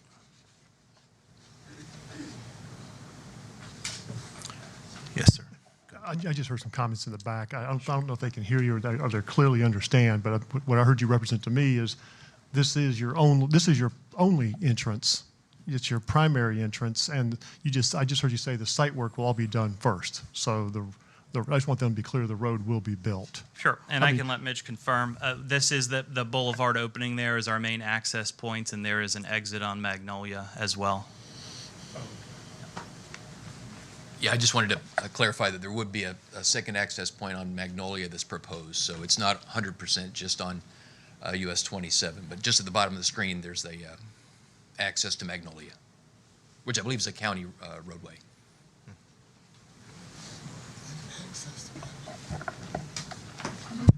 Do you need a second exit for this size? I don't see it, number one. Number two, I didn't think you needed one. Sure, let me handle these in kind. The canal doesn't go that far south where it's being shown on Magnolia. That's all. The canal goes all the way to the lake. Yes, sir. Do you? So how do you get access to Magnolia? So on the bottom left side, that's all part of the upland portion of the parcel. So after you come off? Yes, sir. Yes, sir. That's what you're saying. Okay. I thought you were referring to. I appreciate the clarification. Yeah. Thank you. That helped me too. Thanks. Any other commissioner comments? All right, seeing none, we will do roll call on. Thank you. Yes, sir, thank you. 6A1. Well, I mean, Yeah. I thought you meant for him. I have Oh, no, no yes, yes, comments. sorry, go ahead. I just think this is a really bad location for any type of development. I just don't think we should be putting those type of units, two-story units down here in this area. I'm sure most of it is sensitive, but with vegetation and everything else. But I just think it's a bad location to be put any additional development. And, you know, I've heard several times, we can do this in the county. Well, then, how about this? Do it in the county. Because they're coming to us because the county's not going to let them do it. Let's be honest. I mean, that's why they're coming to us, because if they can do it in the county, then let them go to the county commission and get the county commission to approve it. I don't think we should approve it. I know the zoning and everything else, density they're talking about, well, they're coming to us for a reason, because the county's not going to let them do it. I don't think we should have let them do it either. So I think we should deny the annexation. Any other commissioner comments? All right, we'll do roll call on 6A1. Commissioner Berry? No. Commissioner Peterson? Yes. Commissioner Berry? No. Commissioner Connell? No. Mayor Reisman? No. So with that, the project fails, and 6, 2, and 3 fail as well. Yeah, 2 and 3 would become moot, Mr. Become Mayor. moot. Yes, sir. All right, we'll move on to 6A, 4, 5, and 6. If I could get someone to please introduce those. We'll give it a minute for the room to clear. Thank you. If you guys could remain quiet.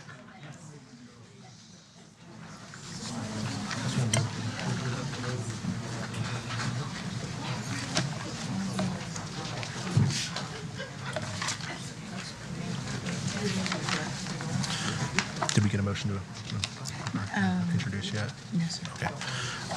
All right, so if we could get someone to introduce 6A, 4, 5, and 6. I'll introduce and ask to be read by title only, please. Thank you, sir. 6A4, an ordinance of the City of Leesburg, Florida, annexing certain real property consisting of approximately 39.05 plus minus acres, being generally located north of East Dewey Robbins Road and south of Dewey Robbins Road, lying in Section 5, Township 21 South, Range 25 East, Lake County, Florida, provided that said property so annexed shall be liable for its proportionate share of the existing and future indebtedness of said city, provided that such annexed property shall be subject to all laws and ordinances of said city, as if all such territory had been a part of the City of Leesburg at the time of passage and approval of said laws and ordinances, providing that such annexed territory shall be placed in City Commission District 3, and providing an effective date.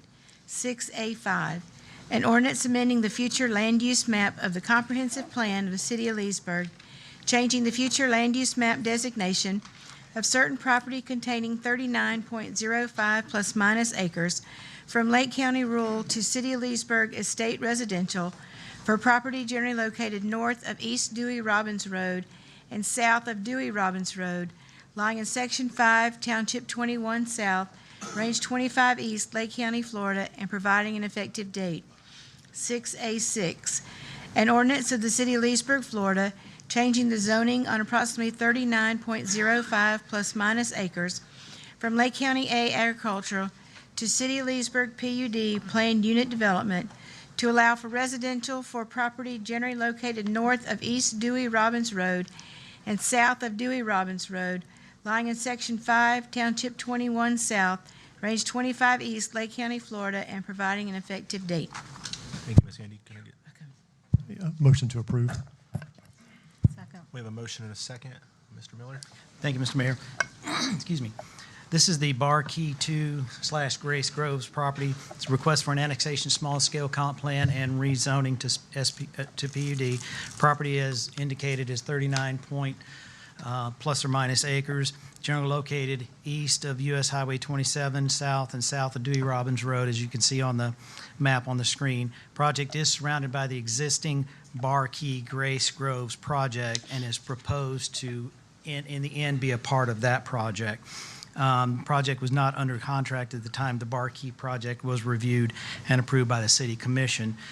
So it's basically just going to be integrated into the overall Barke project. Future land use would go from Lake County Rural to City of Leesburg Estate. The zoning would be Lake County Agricultural to City PUD planned unit development. The request is for future development of 156 single-family units. Does not add to the overall density of the existing Barke project. It simply becomes part of it. 2-floor maximum height under the PUD requirements, I should say. You have 156 single-family detached units, 2-floor maximum height. It will be a platted subdivision, so individual units will be sold just like in the rest of Barke. No other uses are permitted in the proposal. They are the standard design and architectural requirements that require listing 5 features, choosing 5 features from the list of architectural features. Again, 35% in open space, which is exceeded. The dark sky lighting, significant buffering is provided to adjacent properties in the PUD around areas that are not directly bounded by the Barke development. So if they're adjacent to the existing Barke, that they become part of it, they don't have to have that buffer. There's an open style fence or a landscape berm which will be required along the eastern boundary of the site. Landscape buffers are not part of the lots, as always. We are allowing Bahia and Bermuda grass instead of St. Augustine. The standard sign requirements, no more than 5 feet in height at the entryways. And we did receive a letter from Lake County requesting that we work with them on taking over some roadways in the area. Staff is working with the city manager in Lake County to in that regard, and our PUDs are written specifically to support any roadway upgrade requirements that Lake County has, so we will add that. We will work with them on that. And then finally, there is a phasing or expiration clause, which you have heard before, that allows the 4 years or going back to RE1 zoning requirements. And Ms. Cindy Terrapini of Terrapini Planning Strategies is here to represent the case and answer any questions you may have. The Planning Commission did recommend approval on this project. Dan, I have a question for you. Yes, sir. What was the reason this 39 acres didn't come in? When the Barke property was originally brought in, it was not part of it was separately owned. That was a couple of years ago. And So they're continuing to add property to the subdivision? Yes, sir. This one actually is surrounded by the Barke property. It was kind of a hole in that PUD, and they were ongoing negotiations going on for a long time. So. Any other questions for Dan for the developer presentation? Yes, ma'am. Thank you. Good evening, Mayor and Commissioners. Cindy Terrapini with Terrapini Planning Strategies. I represent the applicant Culture Development. Just to add to Dan's comments, Commissioner, this case today that you're hearing today, we're calling Barke 2, really, original, as compared to the original Barke 1, the larger property. It's completely separate ownership. It wasn't available, wasn't under contract at the time that the original Barke went through. It has subsequently been put under contract, and that's why Culture is here today to add it to the rest of the Barke project. Some of these, is there a? Yes, right there on the side. Just briefly, you've heard this before. I'll just outline our staff that's here with me today. From Brookfield Culture is Eric Morissette, the Vice President with them. Also Tom Daly, who's the landscape architect for the project.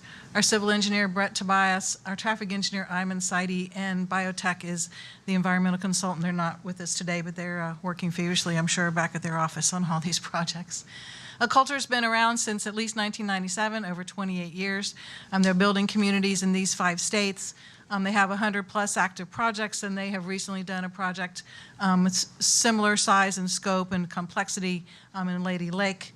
This is the just a master plan for that project, really just to illustrate that Culture has the capability financially and management-wise to be able to do projects of this complexity and size. So Mr. Miller mentioned the site is kind of the hole in the middle of the donut. The blue outline there is the original Barke that was approved, you all approved in November 2022. The yellow 40-acre outline, so you can see it's surrounded on 3 sides by Barke. The east side, to the east of it, is the Anthony property that is always also approved for residential. This is the original concept plan for Barke 1. And this is the master plan for Barke 2, the parcel we're talking about today. It will access through the lighter yellow-colored parcel and then onto the loop road. It is landlocked today, so really Barke is really the most logical developer for it to be added into. It's only 39 acres, has no road frontage at all of any type. The maximum proposed development is 156 single-family detached units. And again, as I said, they'll access through the existing Village 10 of Barke. Yeah, I'm sure you all remember the access road, the loop road for the project is a pretty major feature of the project. The project has 2 major entrances, one on US 27 and the second one on the north side at Dewey Robbins Road. The loop road that's shown in the dark orange on this map shows how the project will be completely interconnected. You can go from one village to another without having to go on the local roads. You can also get to the commercial shopping center, which fronts on 27. It's the west edge of the property without going on any local roads, just through the loop road that is proposed. Actually, that part is approved. And a phase 1 of this project has been approved by the city in March of this year.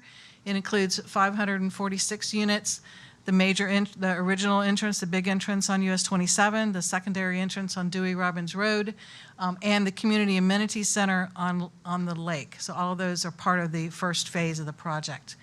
This new Barke 2 portion, the 40-acre portion, will be in Phase 2 of the Barke overall development.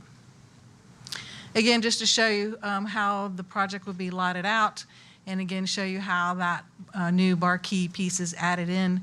The orange is the parcel that we're talking about today to be annexed and added into your comp plan, into your zoning code. The blue is an estimated size of the stormwater management area. Just one quick slide to show you, we have just slightly under 1 acre of wetlands, 0.8 acres of wetlands on that little blue dot in the very southern portion of the property. We are asking tonight for a voluntary annexation into the city of Leesburg.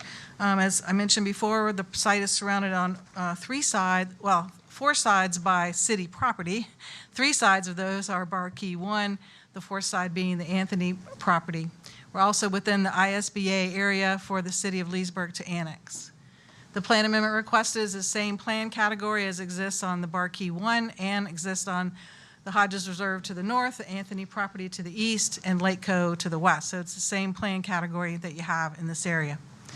And the rezoning, all of those projects I just mentioned are also in the city's PUD zoning district. Of course, each one of them has their own master plan, but they also are in using the PUD district, which the benefit to you all and to the public and to anyone who buys in that project is it's what you see is what you get.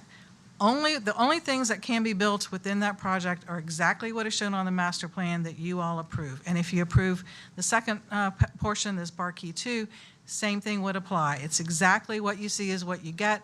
No major changes can be done to either this part or the larger original Barke 1 unless it comes back through the public hearing process.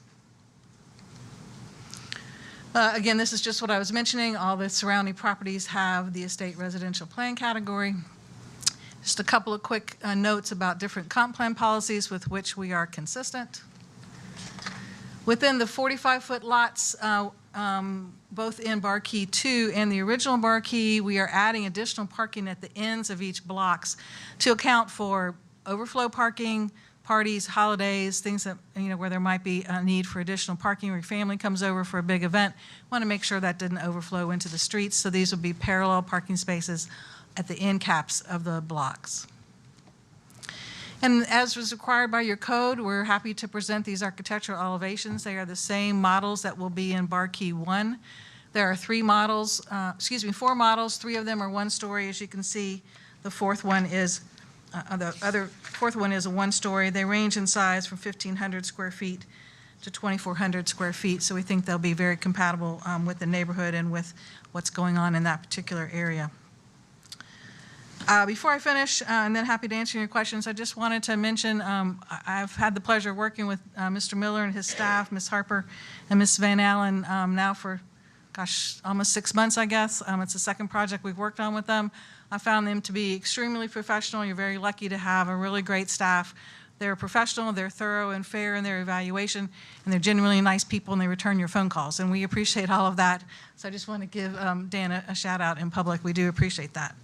I'm going to stop here, and I'll be happy to answer any of your questions. And again, if you have more technical questions that I can't answer, our engineer is here, as is our landscape architect and our traffic engineer. Any Thank you so much. questions for the developer?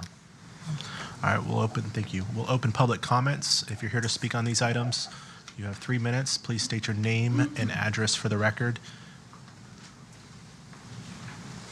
I feel like I should live here. Michael Ann Houston, 8601 East Dewey Robbins Road, technically in Howie. But I want to just say, you have already approved, just on Dewey Robbins Road, in case you aren't aware, 3,440 homes on just Dewey Robbins Road. That road is what, 2 miles long? Now you go down South Dewey Robbins and there's another 1,000 homes going on South Dewey Robbins, all the way on East Dewey Robbins to 27. How many cars do we have to put on these roads to make it totally inhumane to be there? People are selling their homes now. Nobody wants to live near this. I'm sorry. If I wanted to live in the villages, I would have bought in the villages. You have destroyed the entire neighborhood, everything out there. There is no farmland. We just came from Lake County City Council. They know that farmland and agricultural land is being thrown to the wolves constantly. They're working hard. Actually, amazingly enough, Lake County City Council is against all of this. They actually want to preserve agricultural land. They want people to be able to drive down a road or ride a bike down a road and not get hit by cars going by you. Also, since none of you care, this is the road that they use when the turnpike blocks off. And they have to divert traffic. I can't even get out of my own driveway because they divert the turnpike onto 19, East Dewey Robbins, South Dewey Robbins, Dewey Robbins, and back up to 27. This is not just your housing. This is also an emergency road. But go ahead, put 20,000 cars out there and don't think anything about it. You've just made the whole neighborhood just the worst. I mean, is this the intent to really, we are the people that, well, I don't get to vote because I live in Howey, but the people who voted for you didn't intend for you to make every square inch of Leesburg concrete. Nobody in the world would want that. Would you please stop? They really need another 100, and funny, that number wasn't even in your little bylaws thing, but it was in your listing. They really need another 147 acres or 150 some homes. Seriously? Can we just stop for a minute? Why don't we stop and see what happens with what they're doing? All of this destruction out there is going to cause a problem. Do you have to say, okay, do it, do it, do it? Can you just stop? You're creating a snowball. You aren't prepared to stop. Because you're doing it, Howie's doing it, and Groveland's doing it. And all three of you have access to these roads. It's really shameful. Any other public comments? Seeing none, we'll close public comments. Would the developer like to say anything in regards to that? Well, what I will say is all of the roads within our development are required to be, they're the obligation of the developer, of course. Number two, any improvements to Dewey Robbins Road that's required by the county, which will be required by the county, are also the obligation of the developer. A separate developer is is obligated to put a light at Dewey Robbins Road in 27, not our developer, but another developer on that road. And if and when the project triggers a traffic signal at its main entrance at US 27 and the main entrance to the project, we would be obligated to put in the traffic signal at that point as well. So we're regulated by FDOT, of course, and by this county for Dewey Robbins Road, and of course by you all for your development as well. We really feel like with two major entrances to a project, that we will be able to handle all of that. But again, we're not talking about Barke 1 today. That project has been approved. We're only adding the 39 acres with the maximum of 156 lots to the Barke project. That's what we're asking you to do, is just that last 39 acres to be added. I'd be happy to answer any more questions that you might have for me. Thank you so much. How many lots does Barke have in it? 1,700 was the maximum approved on 717 acres.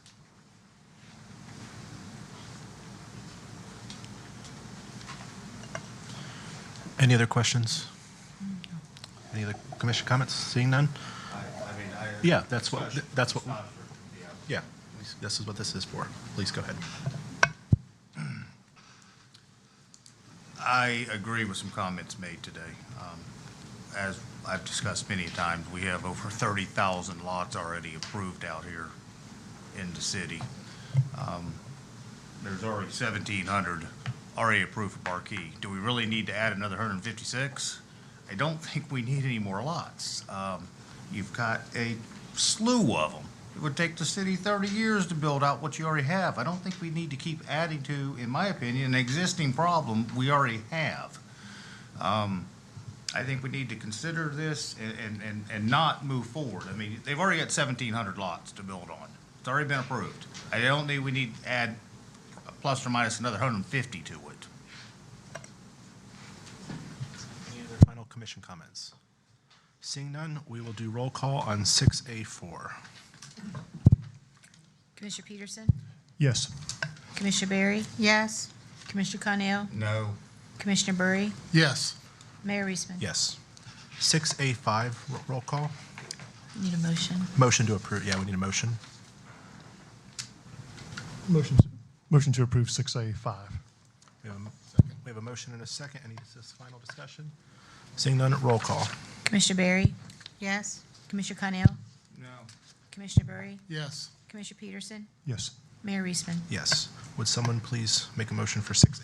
Yeah, motion to approve 6A6. Second. We have a motion and a second. Any discussion? Seeing none, roll call. Commissioner Connell?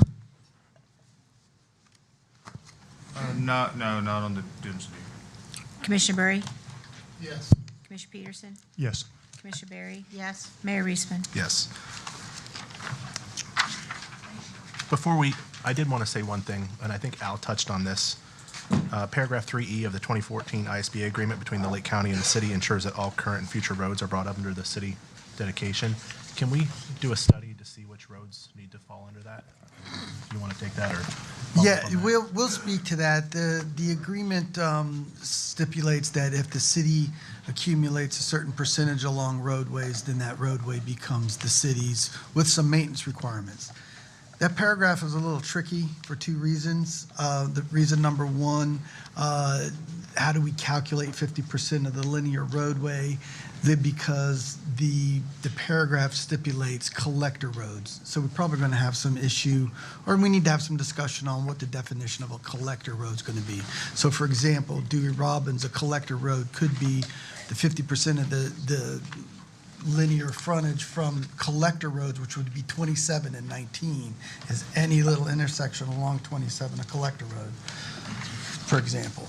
And then the second one is the last sentence of that paragraph has a however clause that kind of then unwraps the maintenance requirements. As you all know, I sent an email to the county to talk about some JPA issues, roads being a primary one. So we'll have some initial discussions with the county on how we go about firming up our portions of the ISBA agreement. But as far as your adoption, I don't think what we added this evening complicates that issue any more than it's already complicated. All right. Thank you, Al. Would someone please introduce 6A, 7, 8, 9, and 10? I'll introduce and ask to be read by title only, please. 6A7, an ordinance of the City of Leesburg, Florida, annexing certain real property consisting of approximately .81 plus minus acres, being generally located west of Ritchie Road and south of West Main Street, lying in Section 28, Township 19 South, Range 24 East, Lake County, Florida, provided that said property so annexed shall be liable for its proportionate share of the existing and future indebtedness of said city, provided that such annexed property shall be subject to all laws and ordinances of said city, as if all such territory had been a part of the city of Leesburg at the time of passage and approval of said laws and ordinances, providing that such annexed territory shall be placed in City Commission District 2, and providing an effective date. 6A8, an ordinance amending the future land use map of the comprehensive plan of the city of Leesburg, changing the future land use map designation of certain property containing .81 plus minus acres from Lake County urban medium to City of Leesburg general commercial for property generally located west of Ritchie Road and south of West Main Street, lying in Section 28, Township 19 South, Range 24 East, Lake County, Florida, and providing an effective date. 6A9, an ordinance of the City of Leesburg, Florida, changing the zoning on approximately .81 plus minus acres from Lake County R6 urban residential to City of Leesburg C3 highway commercial to allow for commercial uses for property generally located west of Ritchie Road and south of West Main Street, lying in Section 28, Township 19 South, Range 24 East, Lake County, Florida, and providing an effective date. 6A10, an ordinance of the City of Leesburg, Florida, adding a PDO, Planned Development Overlay, to the C3 highway commercial zoning on approximately .81 plus minus acres to allow for outdoor storage uses for property generally located west of Ritchie Road and south of West Main Street, lying in Section 28, Township 19 South, Range 24 East, Lake County, Florida, and providing an effective date. Motion to approve 6A7. Second. Motion and a second. Thank you, Andy. Mr. Miller. Thank you, Mr. Mayor. This site, as indicated by our city clerk, is .81 plus or minus undeveloped acres. Part of it's undeveloped, the backside, I should say. The request is basically in 4 separate parts. One is an annexation, one is a small-scale comp plan, one is the zoning, which is standard. Then we added one more, which would be a plan development overlay. Under the future land use, it would go from Lake County urban medium to City of Leesburg general commercial. The zoning would go from Lake County R6, which is urban residential, to City C3 general commercial. Under this very simple PDO we put together, it would allow for the standard C3 general commercial uses, along with, and I want to point out the property right here. There we go. You have the 301 Ritchie Road, which is the existing building, this property down here, and there's a fence running along the east side, the south side, and the PDO requires a fence along this side as well. And that's where they wanted to have the RV storage. So there's nothing on there now. They wanted to add RV, boats, those kind of things, to storage there. There's no other, it's a straight zoning other than that. Standard C3 zoning like the rest of the property in the area. So the sundown provision is not applicable because it just goes to a straight zoning. We didn't have to put much into this. The proposed use is consistent with the zoning standards and comp plan. Received no comments from Lake County Public Works, and we got an approval from one neighbor as long as there was a fence. So it's really just annexing a piece of land, zoning it C3 like the property. And there may be a zoning map in there, Anna, I believe, on one of the next pages, I hope. But that'll show you it makes it consistent with the zoning in the rest of the area. Yes, sir.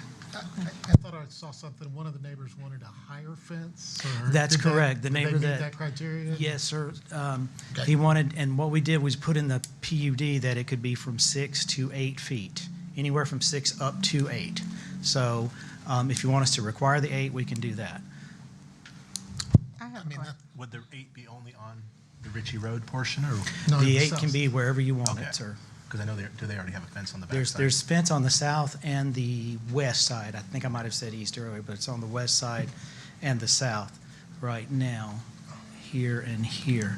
Okay. But we can make that requirement if you like, sir. Yes, I would like to see it Okay. at 8 feet, Okay. especially with RV and The height of those. the height of things. Yes, okay. Taller fence. I would like to ask, will tractor trailers be included in this, or is this just I mean, Any kind of outdoor storage would be possible, yes, ma'am. and anyone can utilize this property It would for be open. storage? It would be open to the public. And So as then- long as you paid your monthly fee, yes, ma'am. And then this would be protected and secured for security reasons for anyone The breaking fence in would and be the stuff? security. I do not know if the applicant plans to add any further security measures, but at least the fence would be there as a Could this security be measure. possibility for jobs for people, for security? I would hesitate to say yes on that because it's just a fenced area.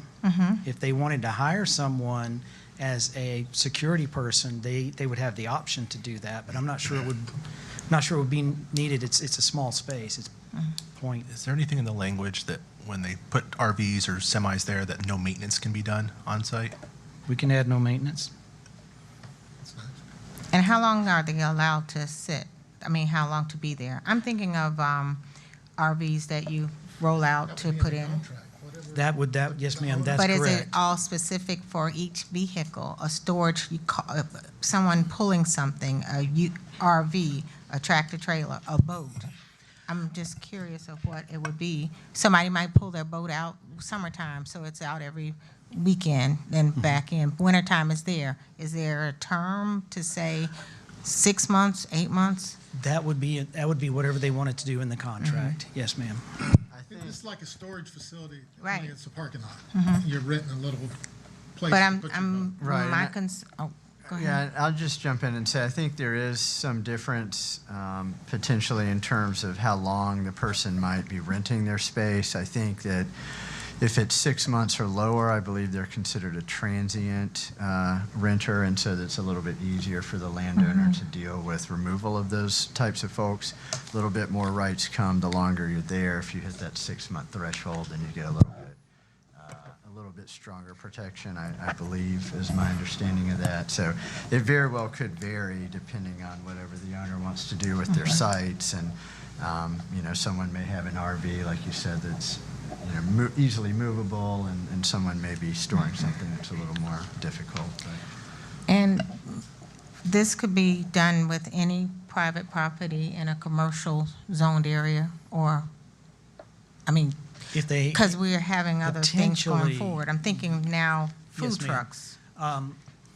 In terms of the food trucks, we've got an item coming up about that. And I think the answer potentially is yes. It depends on the individual site.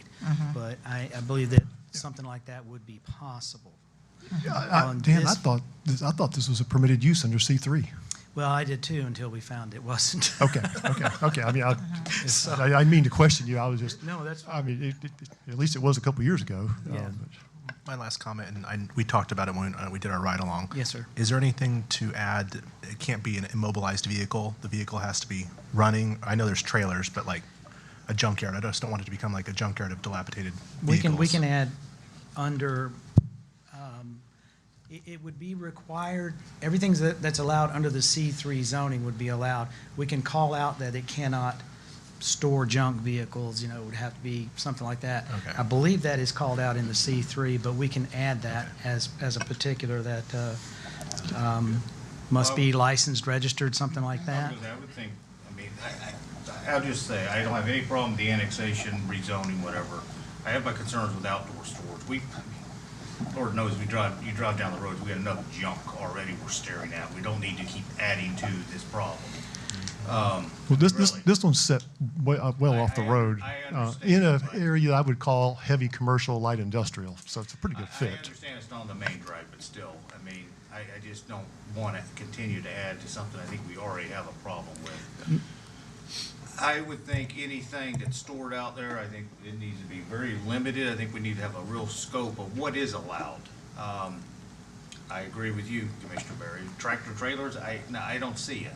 If we're going to limit it to boats and RVs, then I think it needs to say boats and RVs.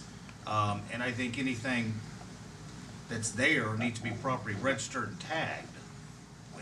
This isn't just a junkyard, drag in some old piece of junk and well, I don't really want to do it, so I'm just going to leave it here for a year and I'll figure it out later.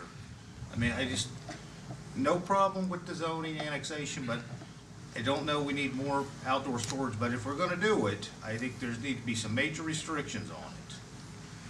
Commissioner, I disagree. I think we're grossly overly complicating an outdoor storage area for the applicant. my, You seen some of the other stuff in town that looks outdoor storage? I would not approve this on a major thoroughfare. This is a good location for this type of product. I'm just trying to be respectful to the applicant.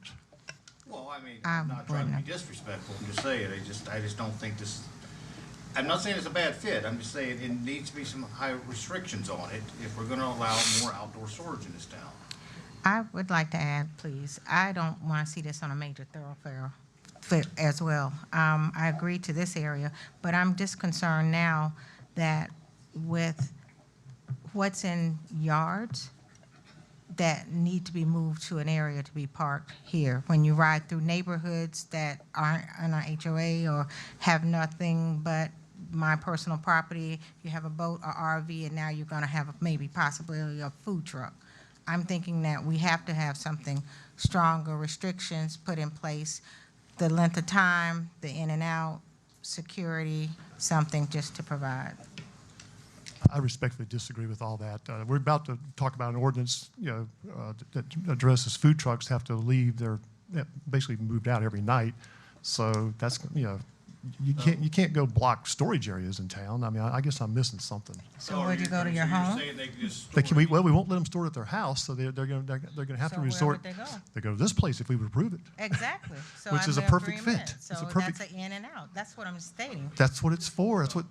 That's what I'm saying. I'm not. That is what I'm saying. I stand on my comment. I think we're overly complicating it. I'll try to be quiet. There's no restrictions on what they can store. Is that what you're saying, Mike? In this area, okay, first of all, it's only 0.81 acres. You can only store so much. I don't want to be we're not approving a junkyard. That's a different zoning category. If it's it's not tagged and registered, it's probably junk. So I'm not going to argue all those points. I just think we're overly complicating it. We don't want a junkyard. I agree with that. The tractor trailers, I don't think that's what his intent is, but. I don't think the property's big enough, but so we can yeah, put a restriction but, on it. That was just a question I'm asking. It stated RVs, boats, and I was asking if that's included. That's what I think of. There is a problem with tractor trailers being parked on sides of roads in community, in residential areas. This is needed. And that would be I in the don't county, want it- by the way. In the city, that would be prohibited. Yeah, so that's a code violation. Exactly. So not only are they on the side of the roads, they're also backed against the side of their homes. So that is my concern. I'm not disagreeing with the zoning. I'm supporting, I'm hearing what you're saying, but my question, I'm just concerned as, will there be more of these? Will we have to hopefully get an area to store things if we have something coming down the pipe that will make food trucks move? They can't go to their homes. Right. Trailers that drag yard landscaping industries, they can't park their trucks on the side of somebody else's property or on the Something side like of this their would be house. ideal for a landscaper Yes. to park. Boats, RVs, landscaper. The owner and applicant is here if you'd like to hear from him. That's, But I do have a question. Why can't we limit on what could be stored there? As long as we're reasonable. I mean, let's talk to the applicant. I mean, tractor trailers, I don't think he cares. I don't think that's his intent. I think. More airplane parts. I know you're going with that. I just got through saying I don't support it on a major thoroughfare, so I don't need that Let's kind of talk to badgering. the applicant and see what his thoughts are. Sorry. Good evening, Commissioners, Mr. Mayor. My name is Chris Kelly. I reside at 4525 Myrtle Street in Edgewater, Florida. And first of all, I want to thank you and also thank staff and Dan. They did a great job in helping us go through this process. This was sort of an evolution overlay. Initially, we didn't really have any kind of a storage facility in mind. We still don't. Our first preference on this property actually is to put a warehouse that meets all the setbacks and possibly have some outdoor storage, because there's some types of businesses that like to store, for instance, PVC or something if they're in the sprinkler business or whatever. So having lay-down space, as they call it in the industrial storage or in the industrial business, having that as availability could make that a little more marketable.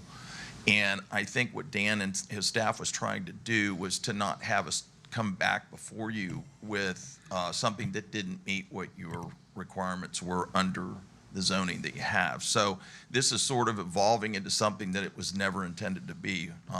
Our first preference really is not to store boats or RVs or junk or any of that stuff. Our first preference is to put some sort of a warehouse, and we have talked to an engineer locally here in the city. I think he's done several projects with you guys, and have them do a conceptual plan, because it's not part of a stormwater retention system that's in place for some of the other properties around it. So we'll have to come back. We'll have to store water to do a development, and it would be small, but we're sort of just trying to not have to come back before you for a second time.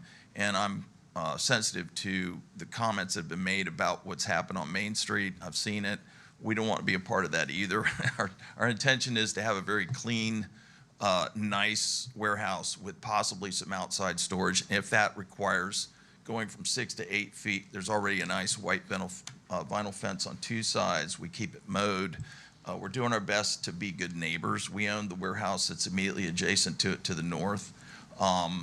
And we're just looking for options, development options, and just trying to keep the door open to do something that's going to be beneficial for that property and for the city, and just a good business move. So we're open to your suggestions. I certainly have no issues with junk and cars and boats that aren't registered and all those things. We would not entertain doing that anyway. And to be blunt with the commission and you, Mr. Mayor, we really don't want to get into that business, but I think Commissioner Conley before has said, well, if it gets approved, it rides with the land, and he's absolutely correct. So I'm sensitive to what your wishes are. So Gauging the commission, you're okay with 8-foot fence, restriction, registered entitled vehicles, and then is the commission want to just put a restriction on no semis and then allow the other ones? Is that, are you happy with Commissioner Connell? I would like to include, I mean, I know the space is limited, but, Mr. Kelly, I think this is a great idea, and I think it's much needed in the city. I just had questions, like, how would they enter in and out? Do they just drive in freely? Is it an automatic gate?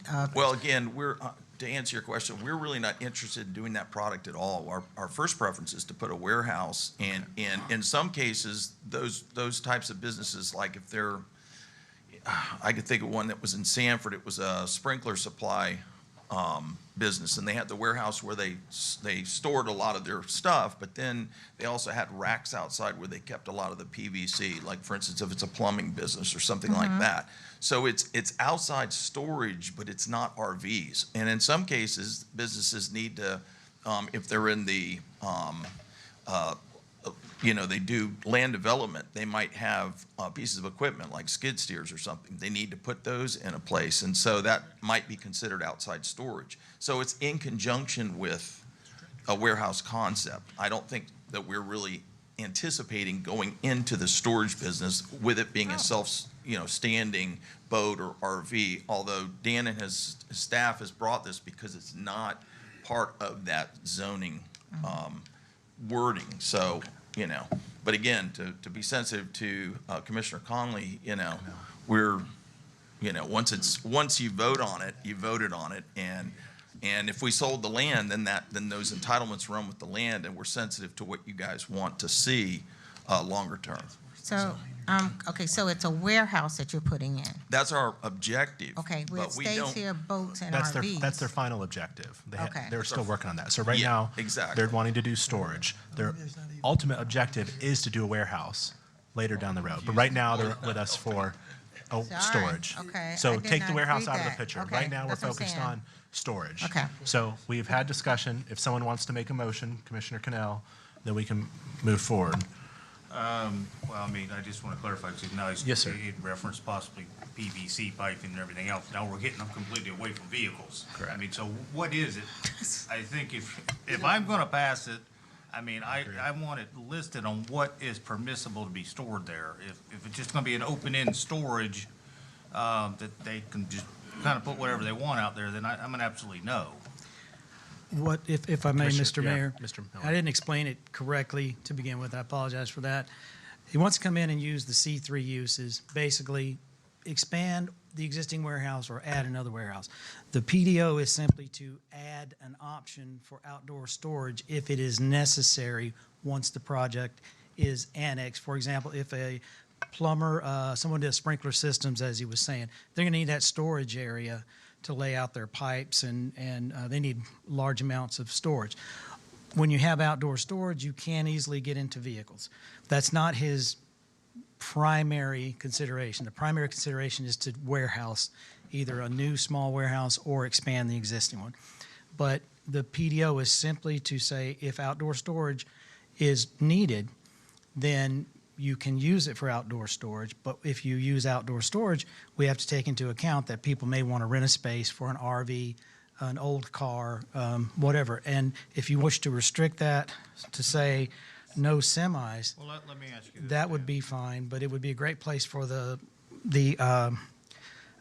food trucks. Can we do the annexation and rezoning tonight, not do the PDO until we get a full list? Easily. Of what would be allowed underneath it? And then come If back you'd allow with us to that put list? it off for, we could do that, sir. You have to do the PDO. Yes, but then we need to reschedule tonight when you want to hear the rezoning. Get it ready. That's all. It'll work. Well, actually, isn't it just an overlay for 10? So It's that'd a be a separate overlay. separate zoning, so I don't think we need to. When we advertise that public hearing. I'm with you. Yeah, I'm with you. So we'd need time, date, and location. We can bring back the list at that meeting. We can, if this is first, this is second reading. So if we continue it, No, so we're Do all three. And then when you get to the zoning and the land use, we just make it a time certain. Okay. Just the PDO piece. Just the PDO. Yes, sir. Okay, that would be great. We can make that work. We can get a list for, ready to go. Just to kind of give you a little history on it before you do your vote, there was 50 feet that was owned behind the existing warehouse there. When we purchased that warehouse, we added another 50 feet from the owner to the south. And none of that property, that 0.81 acres, was still in the county, but some of our tenants that are leasing that space in the warehouse were using that big grass field to park trailers, and they were parking Lincares there. They're parking some of their trucks. So actually, technically, they're parking on county property, and they're using it to park a couple vehicles there. So we acquired the extra 50 feet, and then we realized we got to bring this into the city, and we've got to change the zoning so that we meet what your expectations are as a city. So that's how this all sort of began. We actually do not have any kind of a business plan for that property. It may stay a grass field for quite some time, but at least the 2 or 3 cars that are there, or if we have a tenant that has a trailer that they need to park behind the warehouse that's there, we'll have the fence up, and at least we'll be in compliance with what the city would want us to be. So, Well, may I ask? May I ask then, and you come back, can we have a business plan or what you are looking to do with this? Doesn't. Okay. Temporary storage. Temporary storage. Ancillary to the primary, to the warehouse. Right. Okay. Wow. Any other commission comments before we open it for public comments? Any public comments on these items? All right, seeing none. So we're going to vote on 6A7, which is the annexation of the property. Yes, sir. And you already made a motion. I'll second it. We already had that. Okay. So any final comments? Seeing none, roll call. Commissioner Burry? Yes. Commissioner Peterson? Yes. Commissioner Berry? Yes. Commissioner Connell? Yes. Mayor Eastman? Yes. All right, would someone please introduce 6A8? No, you just need a motion to approve. Motion to approve, We sorry. already introduced Yes, this. you're A right. motion to I approve apologize. 6A8. You're right, sorry. So So, we have a motion and a second. Any discussion? Seeing none, roll call. Commissioner Peterson? Yes. Commissioner Berry? Yes. Commissioner Connell? Yes. Commissioner Burry? Yes. Mayor Eastman? Yes. Would someone make a motion to approve 6A9? Okay, so moved. Second. Motion and a second. Any discussion? Seeing none, roll call. Commissioner Berry? Yes. Commissioner Connell? Yes. Commissioner Burry? Yes. Commissioner Peterson? Yes. Mayor Eastman? Yes. 6A10, would someone make a motion? Motion to approve. We have a motion, Second, and then. but we're going to amend that? Motion to table it. Someone make a motion to table it till. I move that we table this 6A10 until, is it 2 weeks? July 14th. July 14th, when we have more information to consider before voting. Second. We have a motion, we have a second. Any discussion on that motion? Roll call. Commissioner Connell? Yes. Commissioner Burry? Yes. Commissioner Peterson? Yes. Commissioner Berry? Yes. Mayor Eastman? Yes. Would someone please introduce 6A11? Introduced, has to be read by title only. Yes. We're okay just by going to table with that, right? Yeah, Or do we need, Do we need a, yeah. We didn't deal with 10, right? Yeah, no. Yeah, but you we made- amended the you made a motion. motion to Oh, yeah, I'm Table 10. So the That's right, yes yeah, vote, yeah. Just to confirm, Andy, the yes vote was a motion to table item 10 into July 14th. Correct. yes. And that passed. That's all we so need. We're online. Okay. All right, would someone please introduce 6A11? You did? Do we have a second? Second. We have a motion. Introduce in a second. Give Andy a second to catch up. You're Okay. good, though. 6A11, an ordinance of the City of Leesburg, Florida, amending the city's code of ordinances, Chapter 25, Section 25-292, parentheses 18, mobile food vending, providing for conflict, severability, and an effective date. Motion for approval. Motion to approve. We have a motion and a second. Mr. Miller. Thank you, Mr. Mayor. As noted in the June 9 meeting, there has been a significant increase in the number, excuse me, food trucks in the city over the last few years. Under the city's current ordinance, technically they're required to get a permit and meet specific standard listed on the permit, specific standards. The Florida legislature preempted permitting on food trucks under section 509.102 Florida statute, which included that we can't require licenses, registrations, permits, and fees. This is the case with food trucks, tree permits, group homes, business tax receipts, other functions of local government when the legislature chooses to control those.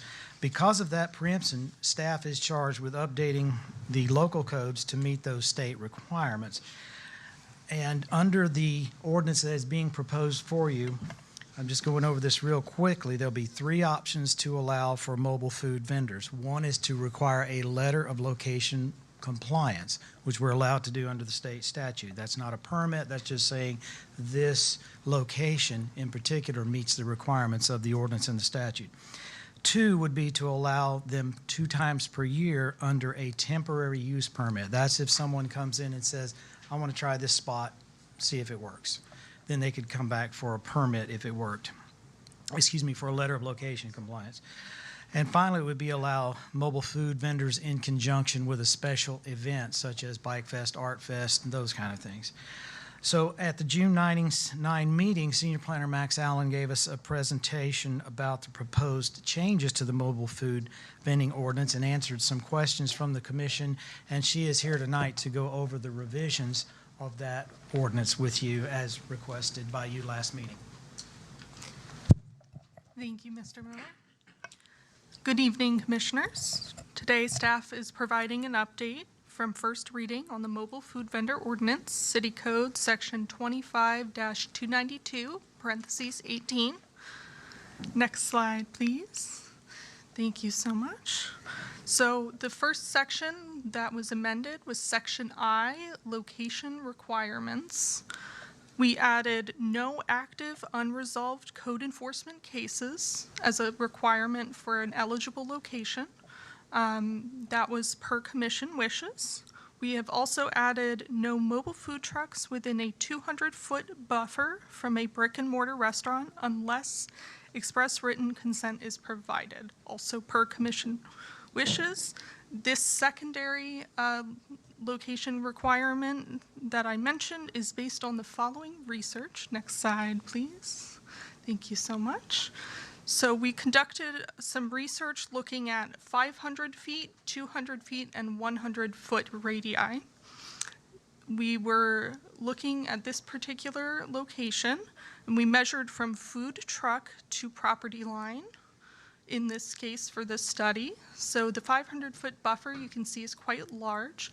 We have 4 conflict areas that are showing up here as brick and mortar restaurants. The yellow dot in the center is our mobile food vendor, and you can see that the larger yellow circle, the buffer, crosses North 14th Street and beyond. So our research shows that for the 500-foot buffer, we're dealing with a very large radius with the potential for many conflicts, especially when it comes to smaller parcels with single mobile food vendors. Next slide, please. The 200-foot buffer is a more medium radius. In this case, we found 2 restaurant conflicts. It still crosses across North 14th Street in this case, so we are still picking up a good area. It's not so much radius, however, to pick up extraneous conflicts. This is Planning and Zoning's current recommendation based on the research. Backing up a little bit, this research involved plotting the current mobile food vendor permits on a map and then running this buffer to create the circle radius. So that this is just one case example, but we did do this for every permit going back to 2023. Next slide, please. The 100-foot buffer, staff feels is small. In this case, we did find 1 restaurant conflict at this location still, but it did not sufficiently cross across the street as the other buffers have. This is highly dependent on where the mobile food vendor is parked on the property if we are measuring from food truck to restaurant property line. So that was our major concern with the 100-foot buffer. Next slide, please. Moving on to Section K, operational standards. We clarified special event permits would allow overnight parking in the case of weekend-long special events, such as Bike Fest. We also added all state licenses must be clearly displayed to customers in the window of the mobile food dispensing vehicle during operation, per commission wishes. Next slide, please. Next section was Section L, grounds for revocation. Clarified the police as the backup enforcement agency outside of city code enforcement operating hours. We also added no unresolved code enforcement cases for mobile food vendors, vehicle, or principal business. So this is another area where we're clarifying that, yes, sir. We wanted to add that those changes came about as a result of the conversation from our last meeting, so they're all specifically taken from what you asked for. Yes, thank you, Mr. Miller. Moving on, we discussed at the last meeting food truck alley. So staff went ahead and identified 3 sites, 1 publicly owned, 2 privately owned, as potential options. The first being this portion of the City Resource Center property highlighted in green in the top. This is a city-owned property. We would need to work out some sort of mechanism for food truck leases. And we felt this was an appropriate area because there was a lack of restaurant options surrounding there, so this would fill a need at this particular site. Next slide, please. Another option, privately owned, would be a portion of the Lake Square Mall. We've had interest from both the mall and planning commission to have multiple food trucks at this site.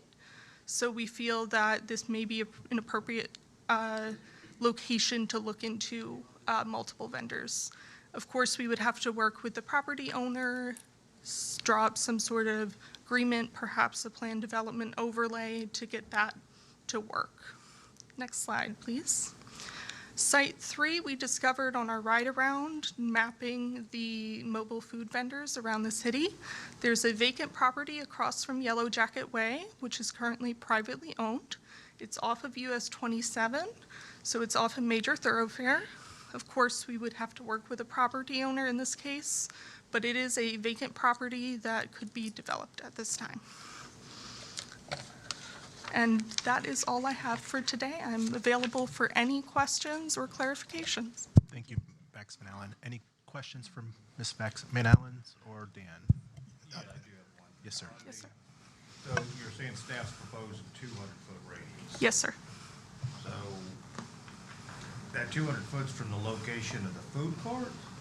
From the location of the food truck to the property line of the property with the restaurant. We are open to amending that based on commission wishes, if you have some thoughts. Okay, so I just want clear. So the Yes, sir. location of the food court to the actual brick and mortar building or to the property line that the brick and mortar building sits on? The property line that the brick and mortar sits on. Okay, but if you pull it off the food court, how do you know it's going to be parked the exact same location every day? That is something we could look at. Versus versus 200 feet away from the property line that the cart's sitting on to the property line the brick and mortar building's on. I mean, to me, if you do it off the food court, they're mobile, so it may not be parked in exactly the same spot. It may, if it parked in say Palm Plaza, I mean, that's 200 feet across the parking lot, so it's in Palm Plaza, but now it's much closer because it's parked, way farther to the north this time than what was shown yesterday, that it's parked further to the south. I just want to make sure if we move along with this, it doesn't become a problem for staff trying to keep track of where these carts are exactly parked at every day. Absolutely. There are 2 ways I could see to address this. One would be doing property line to property line. The other is adding a site plan as part of that letter of location compliance, where they show us where they're going to be parked, and that would be part of their location compliance. We would add it into some of the language saying a site plan would be needed to be compliant. That's something staff could investigate, or we could switch to property line for that measurement. Thank you. In the last meeting, we discussed, we debated, the 100, 200, 500. And I think you just alluded to it. In this example, this guy's out of business. Well, I guess he could move his truck on the property, but we put this guy out of business, period. My question is, at 200, what percentage or how many food trucks are we impacting in the city?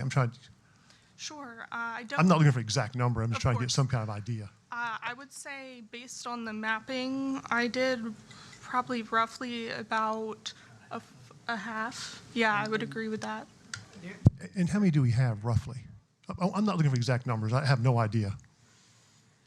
We probably got close to 20 right now. Okay, I would have guessed 20, 30. Okay. Right, there's quite a number.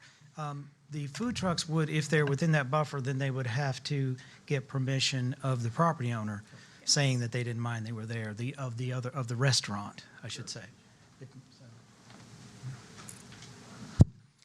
And may I, one question, please? It's one per property, so whatever, it's one truck on that property. Correct. And does that rotate if another truck wants to come another month, or that's one forever? That is one per property until written revocation is provided, saying that this vendor is no longer here. Then the new vendor could apply for that location, but we do need it in writing to say that the old And what vendor. would be the time frame for that? 1 year. Oh, 1 year. Or would it be based on the principal business of how long they want them to be there? But what if the vendor decides after 2 days they weren't successful with revenue and they don't want to be there? So they have to wait 1 year before they can go anywhere else? The 1 year is the letter of compliance. So on a permanent basis, they re-up every year by coming in for their letter of location compliance and providing that packet.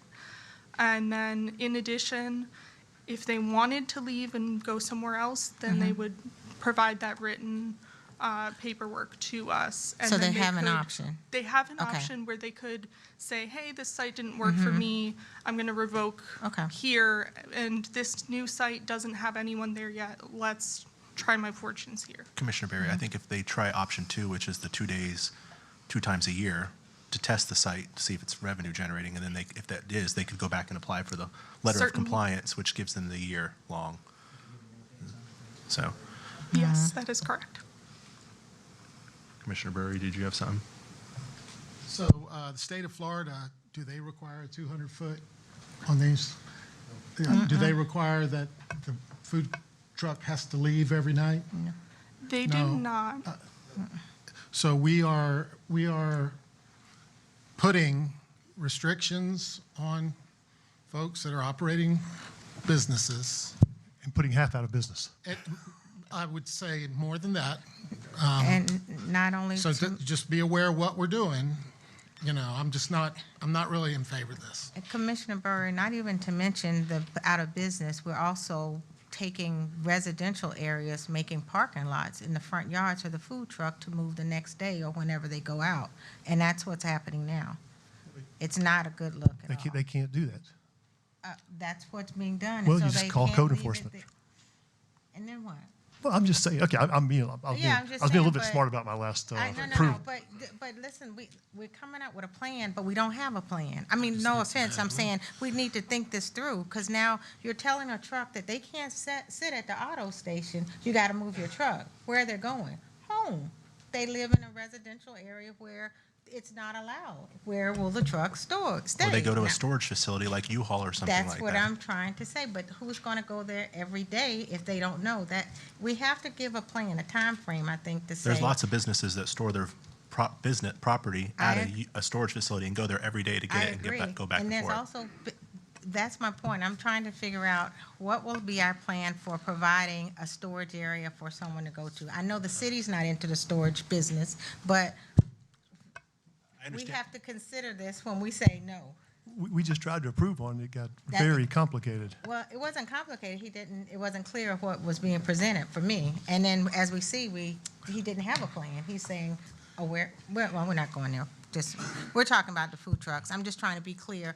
How Yes, can we ma'am. be fair for these people, people who this is their income, feeding families? Yes, Most ma'am. families are working these food trucks. I can't see us just coming in saying this, but we don't really, I do know that we don't need the eyesores of the food trucks sitting right on the streets. We don't need them next in front of restaurants or businesses where we want people to patronize. But just remember, some of the five-star restaurants started on a corner in major cities that are now have a restaurant to sit down. So I just want to be fair, equitable across the board, and not just hastily make a decision when we haven't really thought it through. That's all I'm stating, so. I brought it up 2 weeks ago on the food truck issue because I want to make sure that these food trucks are not harming our brick and mortar restaurants. And I think it's fair enough, the proposal, the 200-foot distance, but if the established business, if they don't have an issue with it, they can release it and the 200 feet goes away. I think that's fair to our business owners that, hey, if you don't think it's affecting your business with this food truck sitting practically in your parking lot, then sure, sign the waiver and let them sit there, and I'm fine with that. I'm trying to give our business owners some protection here. I agree with you. I agree. All right, so are we good with comments, and we'll open it to public for right now? Oh, I'm fine. All right, thank you. We'll open public comments. If you have any comments on this, you have 3 minutes. State your name and address for the record. Afternoon, evening, I guess now. Gary Custer, 8909. Pull the mic up just a little bit so we can hear you. 8909 East Treasure Island Avenue, Leesburg. I'm in the county, so this really doesn't affect me, but I do have a food truck on my property. I rent spaces to park big trucks. I rent spaces to park boats, and it's all through the county. But you are, in effect, they are businesses, Jay. They're a business too. These people are providing jobs. Some of them, in the case, 4 different people work for them on a food truck. So they're making money for the family to live on. I understand. I understand your. There's a difference between a food truck and a brick and mortar established restaurant. If a brick and mortar restaurant who has air-conditioned place, now, there's another thing. You've eliminated having tables and chairs at a food truck. That's in the old ordinance. You took a 4-page ordinance and made it 8 pages, and now they just added some more. Yep. But you got a brick and mortar restaurant with air conditioning, wait staff, and if somebody wants to go to a food truck to get food, they're going to go to a food truck because they don't want to go in a restaurant and sit down. These are the people that mow your grass, the people that paint your house, that put your roof on. They want to eat food quick and easy. We're not eliminating them. You just eliminated half of them. Eliminating the location. Well, yeah, But if the restaurant doesn't think it's not, if the restaurant doesn't think it's affecting them, then they can sign off. But if a brick and mortar restaurant can't compete with a food truck with wait staff and an air-conditioned facility, then they need to step their game up. Well, I respectfully disagree with you, Gary. Well, I don't. I agree with me. I'm sure you do. I just cannot believe that you want to put these people out of business. Now, I went around and I talked to all of them. That's what you ought to do. Most of them are minorities that are running these places. So if you put them out of business, what are they going to do? They got to go somewhere, and you just don't have a place for them to go. You want to put them on an alley, a food alley, or in the mall. Not everybody has access to the mall. You know, it's close to me where I live, but it's not close to everybody. You know, that's why they're spread out, because people work in different locations. Thank you, sir. Yes, sir. Good evening. My name is Colon Robles. I'm the owner of Super Tacos Truck in 441. First of all, there have to be some special provisions. I'm the owner of the plaza where my food truck is located at. So I'm not renting a space or something. My parking lot is where it's registered to through the same corporation. So if I have to move it, where I'm gonna move it? From this parking lot to the next one? To start, I got 5 families that are supported by this food truck. I don't believe it's any business, any restaurant is gonna allow, gonna give me a letter saying, it's okay, do it. It's just not a thing. Ridiculous. I mean, if you put that clause, nobody's gonna accept that. So you own your property, and this Yes. ordinance will put you out of business? The 200-foot rule will put you out of Yes, business? it Okay, does. no, I'm sympathetic to that. Okay, no, Yes. thank you. I didn't mean to interrupt you, I was just seeking No, clarification. thank you. I know where your business is. Which restaurant does it conflict You with? got Ranchito. You got now a new breakfast place, and I heard some complaints about us because we are. Yeah, I know where it's at. Yes, yeah. I mean, they're China one, but they okay. But I mean, nobody's gonna say yes. Here's a letter. So Please, if you're the our property business. owner, though, you can get you're authorized to put it on your property, though, right? That's what I say. I mean, if I have it in my property, Got to the move it, property it owner. says, though, too, every Yeah. night. You gotta move Well, it every night. It's your property. I agree, but he also, and I'm not picking on you, but you're also storing 2 food trucks there, an RV and a boat. That's correct, but So- they are. so- I'm constructing right now. And I understand that it's been that they're way for a gonna be couple gone. years. Those are gonna be gone. They're not gonna be there. And when I talked to you months ago about Yes, this, yes. I brought that to your attention. Yes, and- correct. And I've been working in the roof. Put a new roof in and the building. It's a, I respect it, and a you're- big you are cleaning the investment place that I'm up. doing. Yes. But is the buffer what's catching everybody? Or I mean, I chimed in when Jay brought it up. I think the intent is good, and I fully understand the intent, but when you get into the weeds here, I just don't like that we're putting people out of business. I'm troubled by that. I'd like to slow this down and maybe let staff work on it a little bit more. I don't have the answers tonight. It's a tough one, but I can't support a resolution that puts 10 out of 20 food vendors out of business tonight. I mean, granted, they could move and this and that, but it just troubles me a little bit. And Jimmy brought up a good point. I mean, the state has regulations on this. It's a complicated issue. Well, it is and it isn't. I'd like to slow it down just a little bit. I mean, but I don't know if we're going to accomplish anything by is there a slowing way it for down. staff to tell us how many of these food trucks are on code violation facilities? Now, that's a whole different issue there. I didn't Yes, mean sir, to take your time. we can do some research on that. It may Because be a good idea. a lot of them are to at like, slow it down, because there is I'm sure there's plenty out there that are not permitted. yeah. Well, I think we could only count that's the what we ones should that were start with. permitted. I didn't mean to talk. As I should say, letter of compliance. I mean, yeah, the ones that aren't properly licensed, the ones that have code enforcement issues, I think we need to toughen up on them. But the They're hardworking gentlemen like this, I don't feel good. But this guy owns his own property. That even compounds it. So- I'm not being sarcastic. I'm just saying If it's a we- tough issue. If we go with the recommendation of putting areas that was suggested for the trucks to sit and let that be a known area that vendors can experience to see if it's financially feasible. If we have an area that we know that it's nowhere near brick and mortar and that we could address workers that need to eat quickly, get there quickly, and provide several spots, like what was recommended, and then see how that goes to see. And we'll have to approve a How- zoning overlay to allow this on any property, by the way. I mean, so this Yeah, whole thing but- just can. Yeah, It does kind of slow Right. down. I do like the idea of slowing it down and give us some time Yeah. to come back and do additional research. I know that in our ride-around, we talked about some different locations that could potentially be food truck areas. But staff would appreciate a little additional time on it to, if it's possible, to continue to do some research, get some individual feedback. Yeah. And I think we can come up with some clarification. And I think staff did a great job on it. I mean, it's a tough assignment. It's a This was tough- it's a tough ordinance. This is a great presentation, but It's a tough ordinance. and putting we can people out of still business keep- bothers me.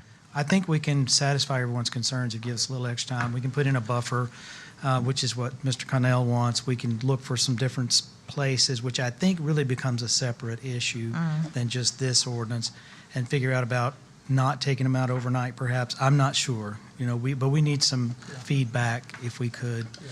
And we can do some changes and make it better. There were some good things in here. Personally, the moving every day, that bothered me. That's very burdensome. You would be okay with long-term, if they have the year letter of compliance, then they can stay permanent?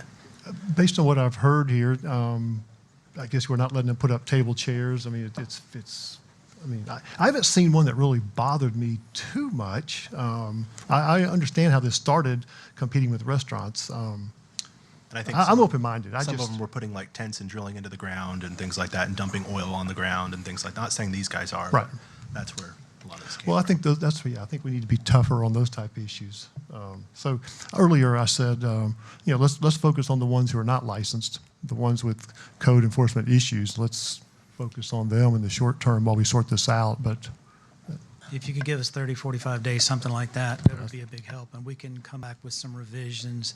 And if we get some additional feedback from the individual commissioners on what you like and what you don't like, I do believe we can make something work. May I ask for private property, did we say no private property, or can a private property host an area to have Private vendors? property can, absolutely, you Okay. could. No, I mean, not at a storefront, I'm we talking would- about private property of a area of But land. I think it requires a Yes, zoning ma'am. overlay.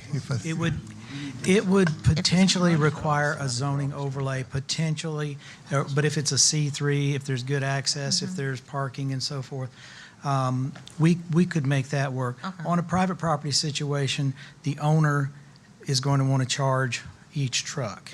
And that's contractual private sector. We don't have to worry about that. But we do need to worry about access and enough parking and those kind of things.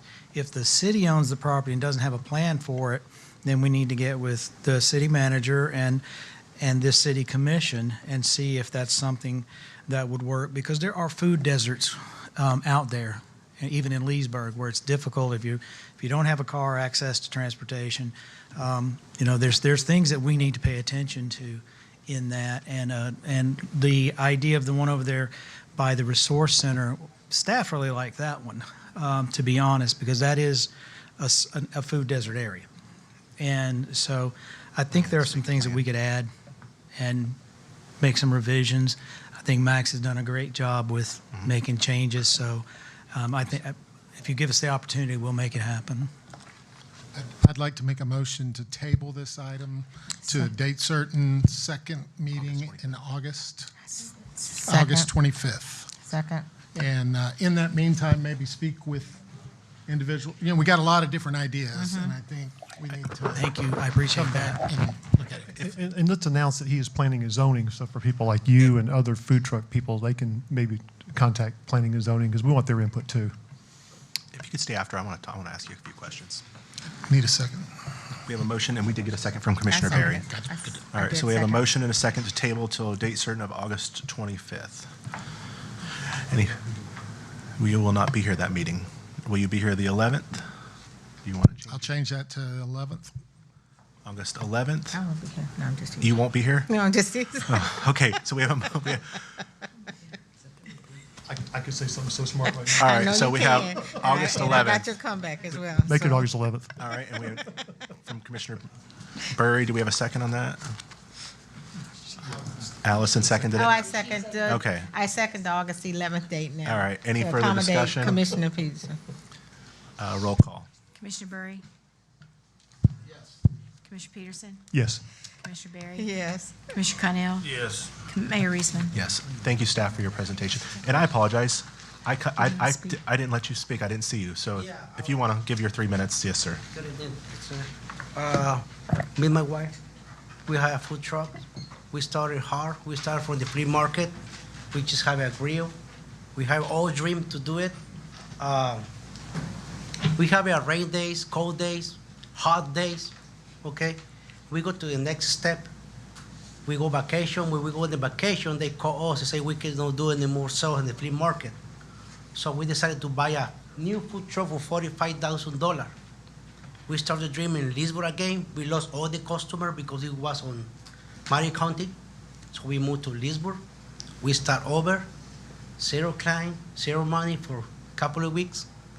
We put all tables, we put all tents, we make it back, and then we have a so news we had to remove the tables and the tents. So you cut the hands off for us. We almost one step for open a business with the food truck and a builder. I think I took with you a couple of months with Mr. Tony and Mr. Juan. Right. But soon you take the tables out. At the tent, we lost a lot of clients. So you tie the hands to us. Okay, we have all the permit. We have all legally with us. We have everything we needed to sell on the street. And now they send us a letter saying we have to move the trucks every single day or every single night. That's gonna be hard because she works in the food trucks, I work in lawn care. So the only person can drive in heavy trucks is me. So it's gonna be difficult to us to start over with a new trouble like that. So we come in here together, we hear the meeting, so we want to pour a little bit comments about it. We cannot competition with a restaurant. Restaurant was a restaurant, but they cannot competition with food trucks. We feeded the workers on the street. We feeded the laborers on the street. They don't want to go inside the restaurant and pay $65 in 30 minutes compared to us food. They pay 15, 12, 10, and we even support the people who work for the city here, for the lake. When they come into us, we say a free drink for you because you're working for the lake, for the city. We want to help you back, but we needed your help, guys, to can help more little bit to the food trucks. We started there. Tomorrow can be we have a restaurant. But that's us dream. Please thinking about it and those. Thank you. May I ask where your food truck is, sir? What was your name? What was your name? Oh, Jesus. Jesus? My food truck is on the plaza across the street for Rural King. We sell chicken on the grill and ribs on the grill. Okay. So where the tractors? No. No, but He's at. We're like 1 mile from him, next to the Palma restaurant. You're next to La Palma. Yes. sir. Tractor Supply parking lot. He's in Tractor Yeah. Supply. Yeah. All right. Thank you, sir. Thank you. Moving along to 6B, first readings. Would someone please introduce 6B 1, 2, and 3 to be read by title only? I'll introduce and ask to be read by title only, please. 6B1, an ordinance of the City of Leesburg, Florida, annexing certain real property consisting of approximately 91.07 plus minus acres, being generally located south of County Road 48 and east of Number 2 Road, lying in sections 17 and 20, Township 20 South, Range 25 East, Lake County, Florida, provided that said property so annexed shall be liable for its proportionate share of the existing and future indebtedness of said city, provided that such annexed property shall be subject to all laws and ordinances of said city, as if all such territory had been a part of the city of Leesburg at the time of passage and approval of said laws and ordinances, provided that such annexed territory shall be placed in City Commission District 3 and providing an effective date. 6B2, an ordinance amending the future land use map of the comprehensive plan of the city of Leesburg, changing the future land use map designation of certain real property consisting of approximately 91.07 plus minus acres, being generally located south of County Road 48 and east of Number 2 Road, lying in sections 17 and 20, Township 20 South, Range 25 East, Lake County, Florida, and providing an effective date. 6B3, an ordinance of the City of Leesburg, Florida, changing the zoning on approximately 196.07 plus minus acres from Lake County A Agriculture, City RE1 Estate Density Residential, and City A Agricultural to City of Leesburg PUD Planned Unit Development to allow for 586 detached single-family residences for property generally located south of County Road 48 and east of Number 2 Road, lying in sections 17 and 20, Township 20 South, Range 25 East, Lake County, Florida, and providing an effective date. This is a first reading, and Mr. Miller? Thank you, Mr. Mayor. This is the Lake Margaretta Escapes Project, 196 acres located south of County Road 48 and east of Number 2 Road. There is an annexation, large-scale comp plan, and rezoning. Approximately 103 of this 196 acres are already in the city limits. So a part is being annexed, and then the entire property, 196 acres, is being rezoned and comp planned. The currently has city zoning districts of agricultural and estate density residential and future land use of estate. That's the property that is in the city. And the comp plan for this property is for the remaining 90 acres, and zoning is for the entire 196 acres. The comp plan is requesting a change from Lake County future land use of rural transition and rural to city of Leesburg estate. The zoning would then go from Lake County agriculture, city RE1, and one of the last few remaining areas of city agriculture to city of Leesburg PUD. The request is for the development of 586 attached and detached single-family units as seen in the conceptual plan. No substantive comments came from the city that's outside the Leesburg electric area. The project is subject to school concurrency. Lake County Public Works had a number of comments, including sidewalks, potential traffic signal at County Road 48 and number 2 road, additional right-of-way, left and right turn lanes, and a number of other requirements. In addition, they also had comments on number 2 road. So the county is fully involved in the expansion of roadways should this project be approved. We did not receive any specific public comments. We did request that there would be a neighborhood meeting to discuss the project, and we'd like to thank the neighbors and the applicants who attended and provided input. I believe some neighbors are here tonight. Under the PUD requirements, 586 single-family homes, 2-floor maximum height. It is a platted subdivision, so the lots would be individually sold. No other uses. There would be 3 sizes of lots, 50, 60, and 70 feet, 2 parking spaces for each unit. Under design and architectural standards, you have the standard architectural requirements with a list of 5 different items coming from the list of about 20 that they must apply to each home. 35% open space, which is exceeded in their plan. Dark sky lighting is required. Significant buffering to adjacent properties is provided in the PUD, including a 25-foot buffer tract around the entire property. The landscape buffers are not part of the lots, again, as is standard. Signage will consist of decorative entryway features. Bermuda and Bahia grass are permitted. Excuse me, a minimum of 2.7 acres is devoted to recreational uses, including a swimming pool and cabana with on-site parking, children's playground, and gazebos. In addition, there's a requirement for dog parks, trails around the retention areas.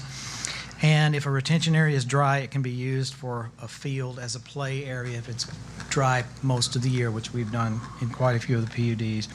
The recreation areas have to be constructed by the time 50% of the residential units are complete. All the development has to be on city water and wastewater, and there is our standard phasing or expiration clause, which you're all familiar with. I believe Mr. Mike Rankin of Land Planning Group is here to represent the case, and several other members of their proposal team are here as well, if you have any questions. Thank you, Mr. Mayor. Any questions for Dan? No. Would you guys like to see the presentation from the developer? I do have one concern I had that, in the middle, the stuff that's staying in the county where residents live, those folks, two of the homes have access to number 2 road currently, right? Yes, So that's my understanding. So how? That is preserved for them through this. Okay, so how are you going to keep the new folks off of number 2 road? I know that they've been talking about this. The last I talked to about it was a gate with some type of keying mechanism. And we're whether that's a confident card that or a is number. going to keep, that's going to. I guess if you can't get through the gate because you don't have a key, but I can't guarantee it. That's my only concern, because the idea is to keep the traffic off of number 2, exiting onto 48, but you do have a couple folks. Yes, sir, and that's part of the PUD is to preserve their personal access. If those folks are confident with what has been discussed. I have not talked to them. I believe the applicants have. I didn't know if so. That's my only. Okay. Would you guys like to see the presentation? Okay. I don't need to see until second reading. Okay, any questions for the developer? That was my only Only thing I wanted to make sure everybody's happy with that. Thank you, Commissioner. Any public comments? Yes, ma'am. Anybody else? No, that would be because when we had our meeting with the developers. If you would, state your name and address for the record, ma'am. My name is Sandy Russ. I live at 6813 Lakeview Drive in Yalaha, right down the street.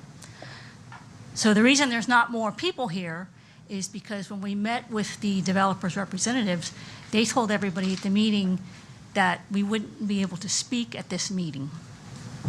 So that's why nobody's here, because when I called this morning and spoke to Andy, I put it out on social media, please come to this meeting so we can get some input.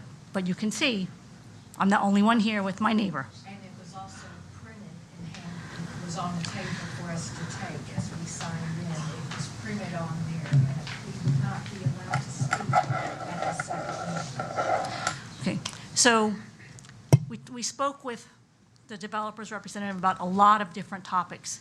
When he presented to the planning board meeting, he said it was mainly traffic and people passing, illegally on County Road 48.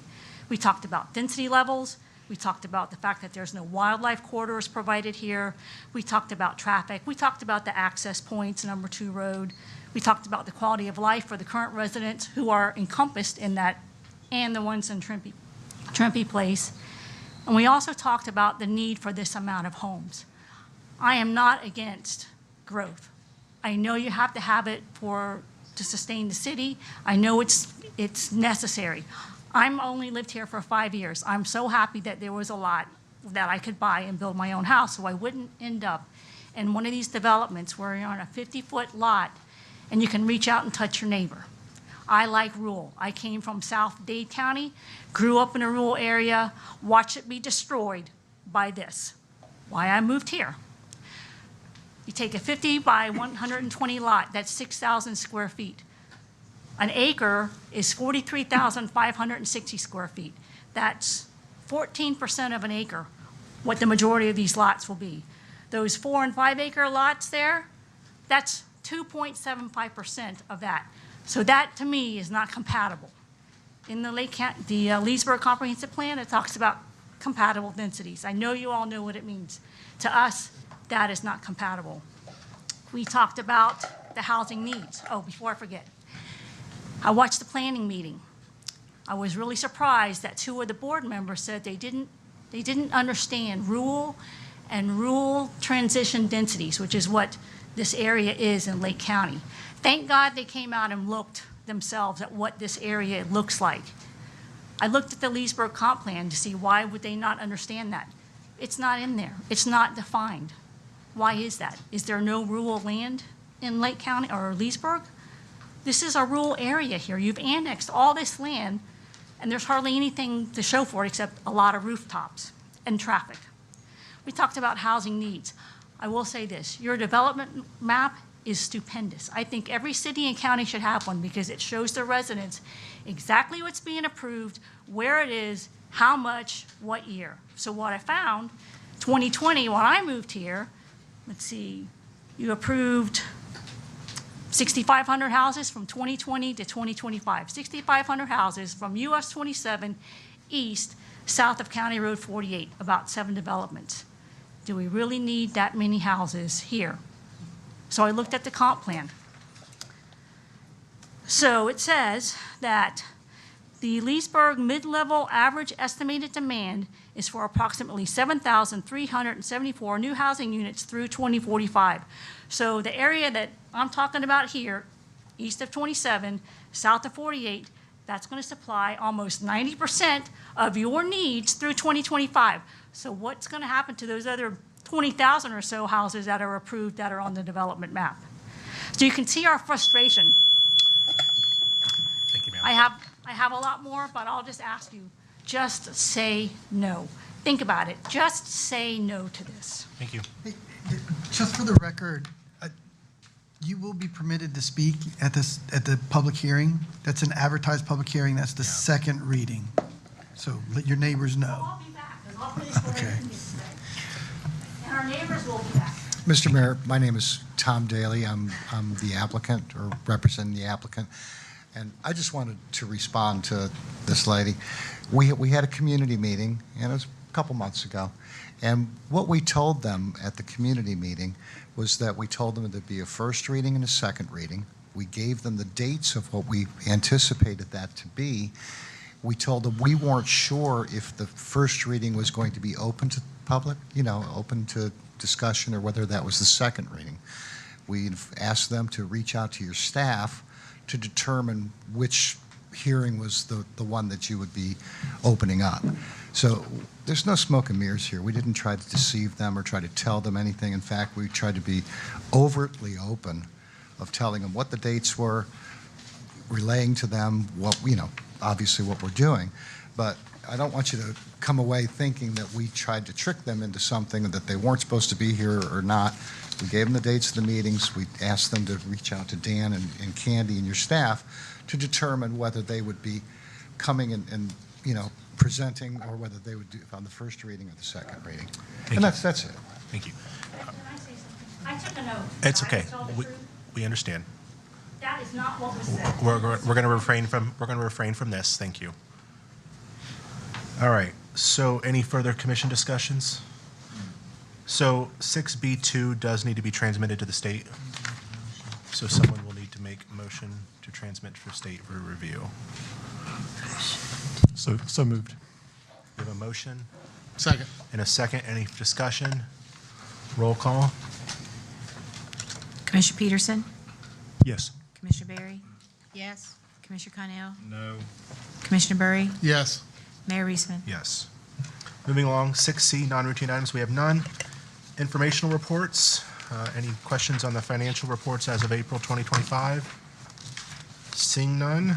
City attorney items. No reports. Thank you, Mr. Mayor. Thank you, Grant. City manager items. None. None. Okay. Roll call. Commissioner Connell? Nothing. Commissioner Burry? Nothing tonight. Commissioner Peterson? Nothing tonight. Commissioner Berry? Yes, I would like to thank Officer Riley Snavely, Diane Yeckel, and Dan Miller for their time. I really do appreciate it. I was able to get much-needed knowledge and understand better just how code enforcement works in the city. Thank you so much. Mayor Reisman? Tomorrow night at the Leesburg Lightning is First Responders Night with our Leesburg PD and Leesburg Fire Department. Our chiefs will be throwing out the first pitches. They'll have the SWAT trucks there, the fire trucks, police vehicles. It'll be a fun night with kids. Good family atmosphere. Hope maybe y'all can all come out and see that. With that, I'll take a motion to adjourn. So moved. Second, meeting adjourned.